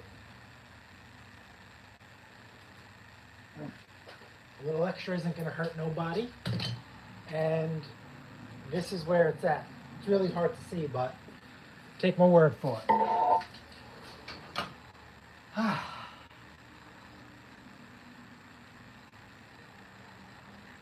probably going to switch to camera angle so you guys just get a panoramic view. I just thought of that. Come on. Come on. Just clip. Why is it so hard? There we go. Done. We'll do the panoramic view. We're switching off the bench. Now, we'll go back to the bench. So right here. Let's get this nice and hot. Okay, I have to get, you don't have to get a GoPro. We started off with a really, really cheap no-name brand one. We got to 1,000 subscribers, and when we reached 1,000 subscribers, we had to make a decision. Do we take this YouTube stuff serious or not? And that meant, is this too cold? There's no way this is empty. I could have sworn I refilled this.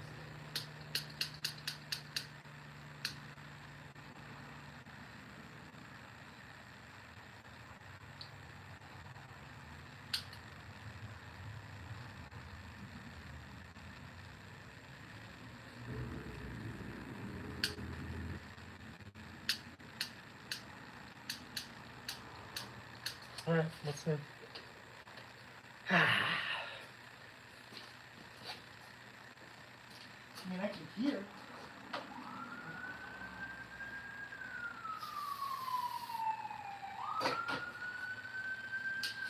Yeah, it was low.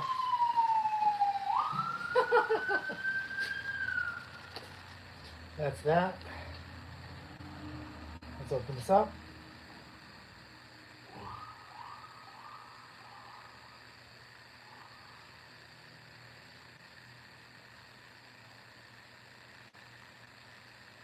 No, use your old GoPro. I didn't know, you said that you would have to buy one.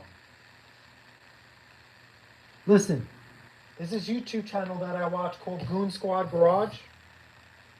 Those guys have over 1 million plus subscribers. They use their iPhone to film video. So what does that show you what I know about making content on my more expensive camera? But their channel is different. The reason why I went with an expensive camera at the time, because you know technology changes, I wanted something with zoom and clarity. So I needed a 4K camera that was clear. And that camera was over $2,000. Now what we didn't know is once you step up into like professional camera gear, when you buy the camera, the lens doesn't come with it.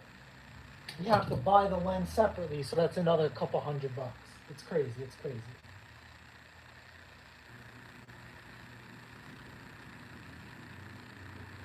All right, so here's the deal. Starting a YouTube channel costs you nothing. What's stopping you from doing it? Just you. You put something out there, you might get something in return. But if you don't put anything out there, you never know. And I'll leave it at that. I won't get into the financials. That's something you're going to cross and figure that on your own. And yeah, listen, that hill climb car sounds like a great idea. Figure out how you want to do it. Do you want to have somebody, do you want to have every nut and bolt turned that when somebody sees it, or you just want to do an overview? You know, that's something you're going to have to decide. All right, so let's see what we got. We might have to do some trimming, which is okay. Let's see, does this hang? No, perfection. All right, let's go back. Let's turn you around.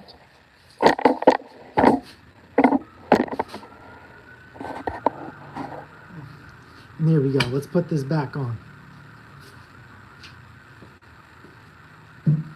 Now the crazy part is, I have another machine that needs a recoil, and I gave up trying to source one. I'll see if this one fits. PG each. I'll see if this is the right part number for it. Actually, I'm going to do that right now. I mean, I'm going to put this on, but I'm going to type into Google.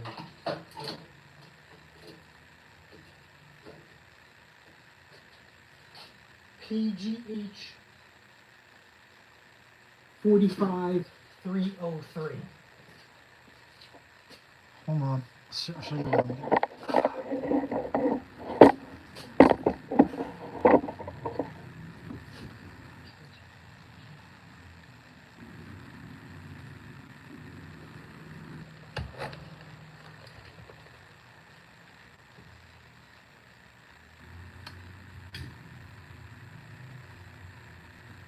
PGH. Why is this not registered? PGH 4503.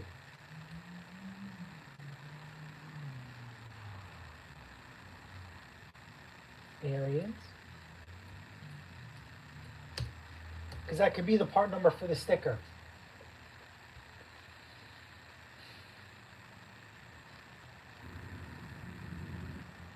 Okay, let's just try LCT.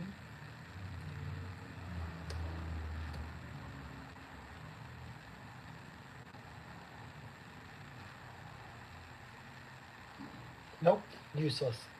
Let me go back to YouTube so I can see what you guys see.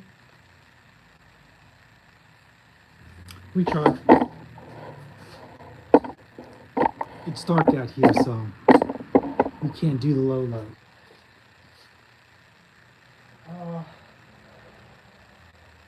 Yeah, let's put these bolts on. I'll do the other ones. I'll try and see if it matches the other one.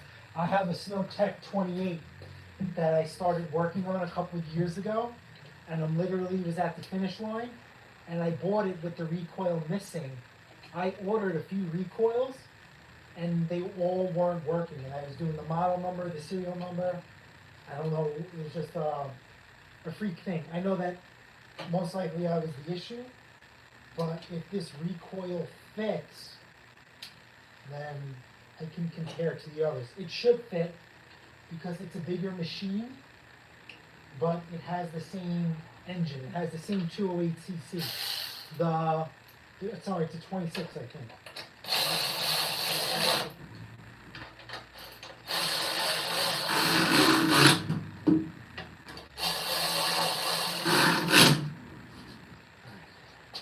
Fuel is off, so we're not going to start it, but we're going to check the functionality of the recoil.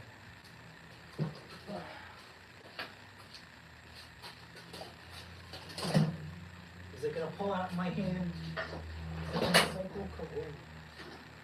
Whoa.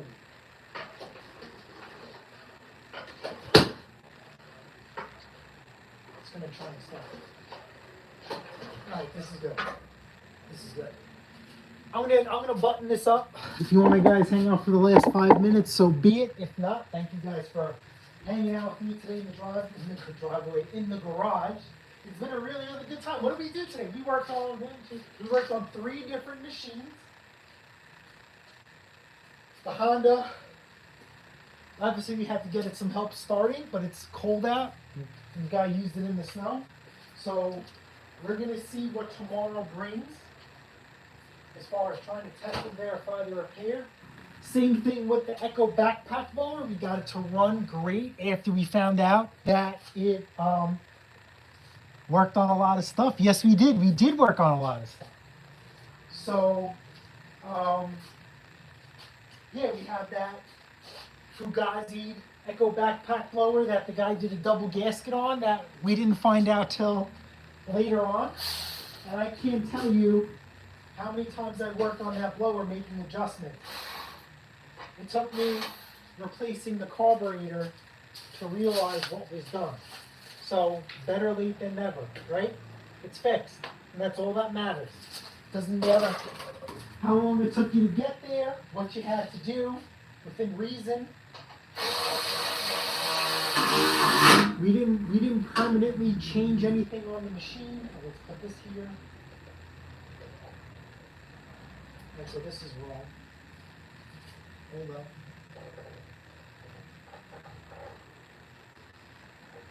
That goes there. We didn't permanently change anything. We repaired it back to OEM spec. We just did a few things. A couple extra steps. So, okay. All right, let's fire this up real quick. So, fire the whole.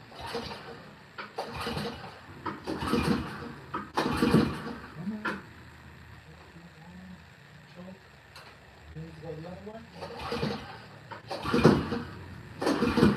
Come on. You need to turn.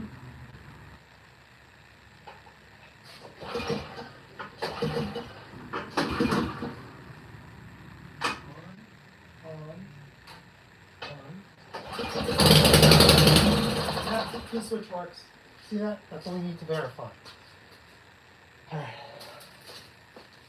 That's what I gotta do. I gotta get a garbage can for here. Instead of blowing all this stuff out, we'll pick it up and throw it out. Obviously, we can't do that today, so we'll blow it out. We'll blow it out. I have to order a knob for this, unfortunately. Wait a minute, do I have a knob? The knob is a knob, I got it. Hold on. Hold up. Wait a minute. It's, Oh, this is threaded. These aren't threaded. These are press on. Damn it. Almost had it, kid. Let me just check one more. Look at this. This is another one. Threaded.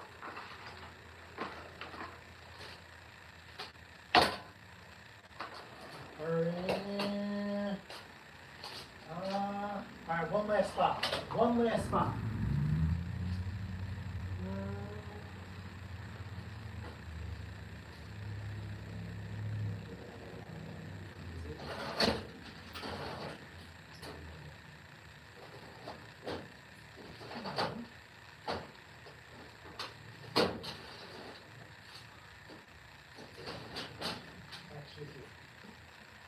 You guys are going to see me bust my ass on camera? I doubt it.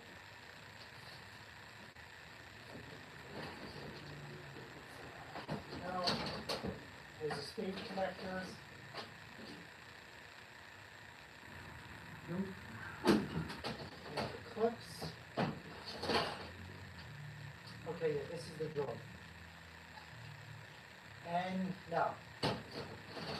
Alright, so we got to order a handle for this thing. Knob, tire, grease the augers, clean this thing up as best as we can and give it a go. This is going to be a cheap machine, in and out $300. Yes, thanks for the great information. That was great to know that tank grommet should be in the replacement kit. Yes, but if it isn't, don't let it be a deal breaker. In my experience with tank grommets, they're not the right size anyway. And they're too big. And you have to open up the hole, which I have done. I wouldn't do it personally if it was my machine. I don't know.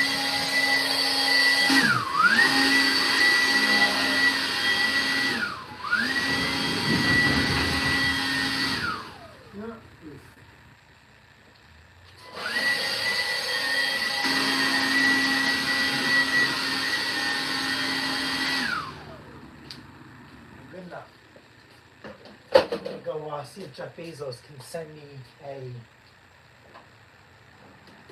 garbage bag. I'm going to park this outside. I bought a hip or brain carb kit from Bezos from a Mantis Tail Echo, and it came with the tanker on. Yeah, for some reason this one didn't. Let me see if it was supposed to be included. Let me see if we have Amazon set up on here.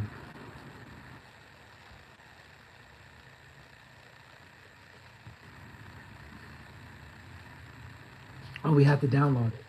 All right, let me get this out because I want to keep the fuel open overnight and see if it leaks. That Briggs, that Arens that's out there, the 30-inch, that one actually started leaking. And it stunk up the whole house. I don't want to stink up the house. We're learning, we're making some adjustments. Oh, and these handles, this one's no good. It's broken. So I gotta see about getting a new handle for this, or probably a set of handles. I mean, listen, if we were in the warmer months, I might try this. I might try and scuff the handles and bedline it. And there's your way of getting around buying handles. But then also, they go to grab it. I mean, I don't know, we'll see. What do you think about bedlining handles? Do you think we should bedline them, or should we replace them? Is Amazon? No, it's still downloading. It's just, yeah, see that? So do we bedline them, or do we just replace them? Okay, hold on, we're waiting for Amazon to download, and then we'll check with Jeff Bezos if he messed up or he did the right thing.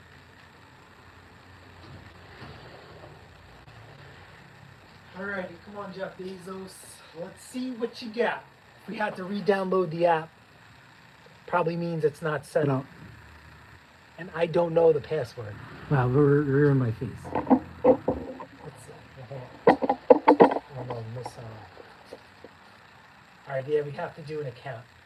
Yeah, so I don't know if the one that we originally ordered is supposed to come with it, but Listen. All right, let's get this out of here.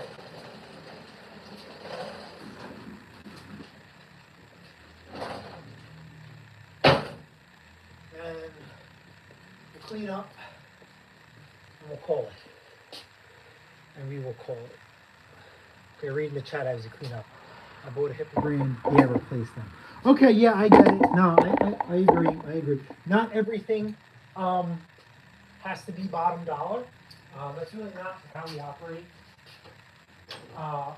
The quality and the integrity of the machine will always come first. If we sell a machine for top dollar, no corners, no undercut whatsoever at all. A cheaper machine like this that we're going to sell for $300. I'm not going to use the word corners or cut, but for $300, we're not going to fix the electric start. For $300, we're not going to paint it. For $300, we're not going to restore that auger housing. It has a little bit of a hole. It's really not a big deal. I feel that the more we start putting more money and time and effort into it, it's going to snowball into something that I can never recoup. So I think $300 for a running, driving, blowing Arens snowblower is a fantastic deal.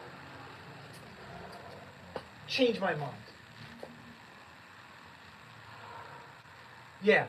So listen, at top dollar, go through our YouTube channel. You will see what a top dollar snow tech is. If you go through our YouTube channel, we actually have a full-blown series on snow techs. And what you're seeing is what you get for $700. The only caveat is if we are selling a machine for top dollar, you are guaranteed that it looks and functions. You are guaranteed it runs as good as it looks, and you're getting new belts. At bottom dollar, the only thing that we don't sell is something expensive. We would never replace the friction disc automatically. It has to be really, really low. If it's low, we replace it. So you say, am I going to weld that hole? No. I'm not going to weld that hole because it's too cold to paint, and I can't paint. So it's going to look like SHIT. If you think about it, all augers housings have a drain hole. So this one just has an extra hole. And it's really not that big. But yes, it should be welded closed. You should be grinding it and welding it. And even if you that's a non-structural part, okay, you don't even have to weld it. You can get away with JB Weld on there. But again, it's too cold, and I know JB Weld has a temperature reading. I gotta grease all over the place. What do I do with that cap? Yeah, so JB Weld has a temperature reading to boot, and we can't paint. So I really don't want to weld, because when they do their 1,000-point checkup, they're going to see nice shiny metal. And even though the machine is priced accordingly, I don't want to play those games. So we have spoken in the past about expensive machines and cheap machines. When we sell a machine really, really cheap, we get, and I get it because people value things differently, the same questions I get for a $700 snowblower, or even how about this, an $1,800 snowblower, is the same questions I'll get for a $300 snowblower. So you're still putting yourself through the same, like you're selling a machine cheap, right? You think someone's like, oh, that's a great deal, I'm just going to buy it. You know, I'm going to hand you the money. That's not the case. We still get all those questions.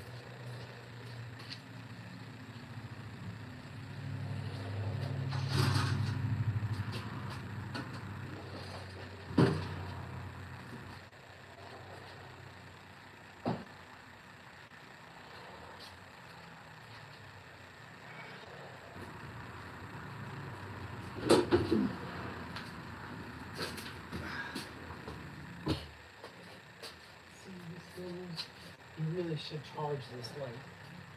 What does this light take for running light? Is that your blower or the customer's? Great minds think alike, same question. So yeah, so that Snow Tech is ours. That is ours. That was given to us by Sam and Leo, who have this 30-inch right here.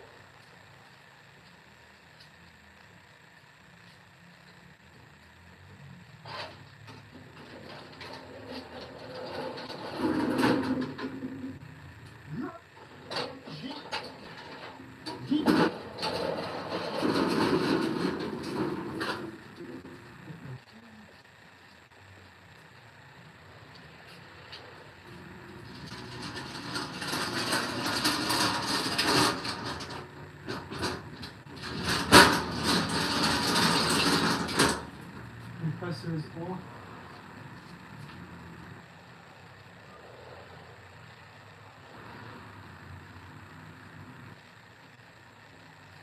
Wait. We just got a package. Did you see the package delivery? These are the Echo tools. Hold on. These are the Echo tools I ordered. Hold up. All right, this is the new Echo toolkit.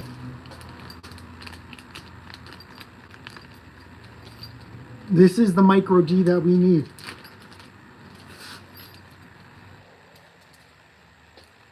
See that? Can't see what you see, and this clips in. This is the toolkit that we need. This micro D is exactly what we're looking for. If your Echo toolkit doesn't look like this, it's not an Echo toolkit. Unless it's different. I'm looking forward to your link. But if it looks like this,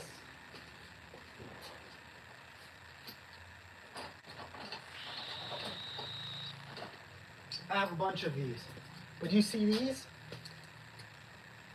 That have their line splined or D or small d.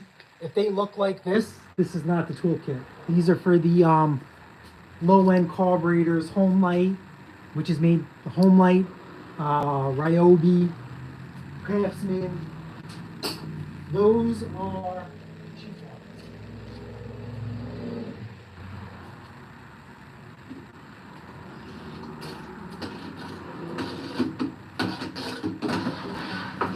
So we got to take this goes with us. Okay, I have the. Okay, so that's the hip set. Is that the one?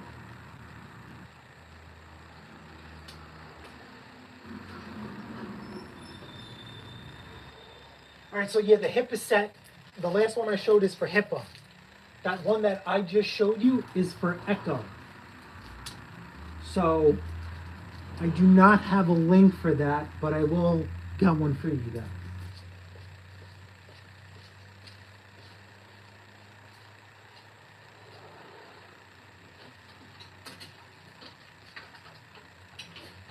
I used to have a link to the Echo Carb tools, the real deal ones, then they stopped selling them.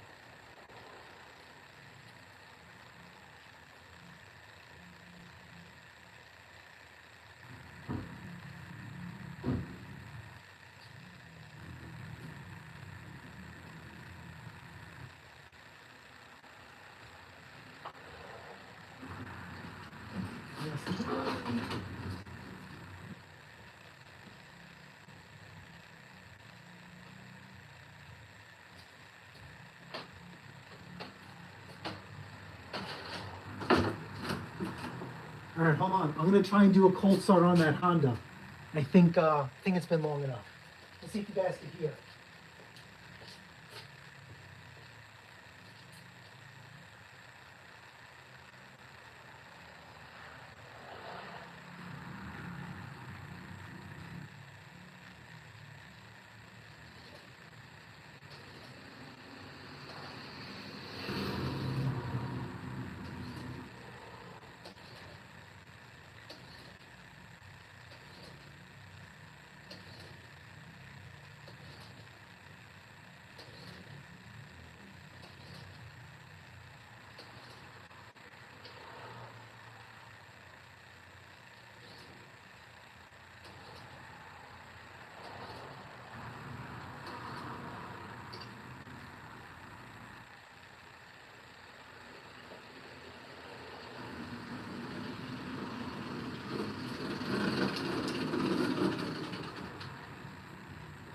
motor didn't start.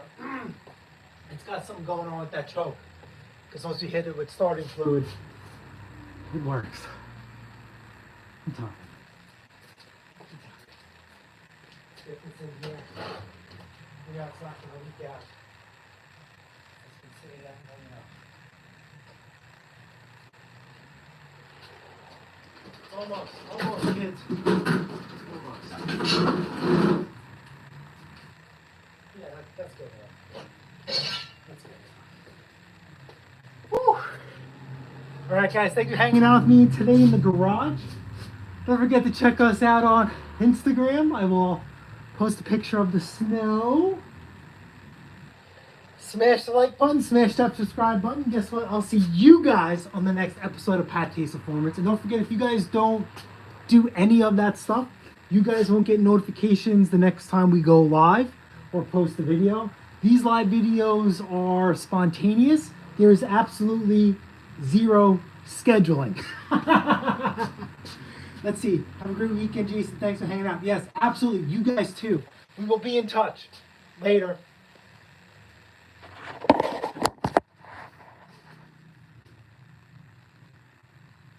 And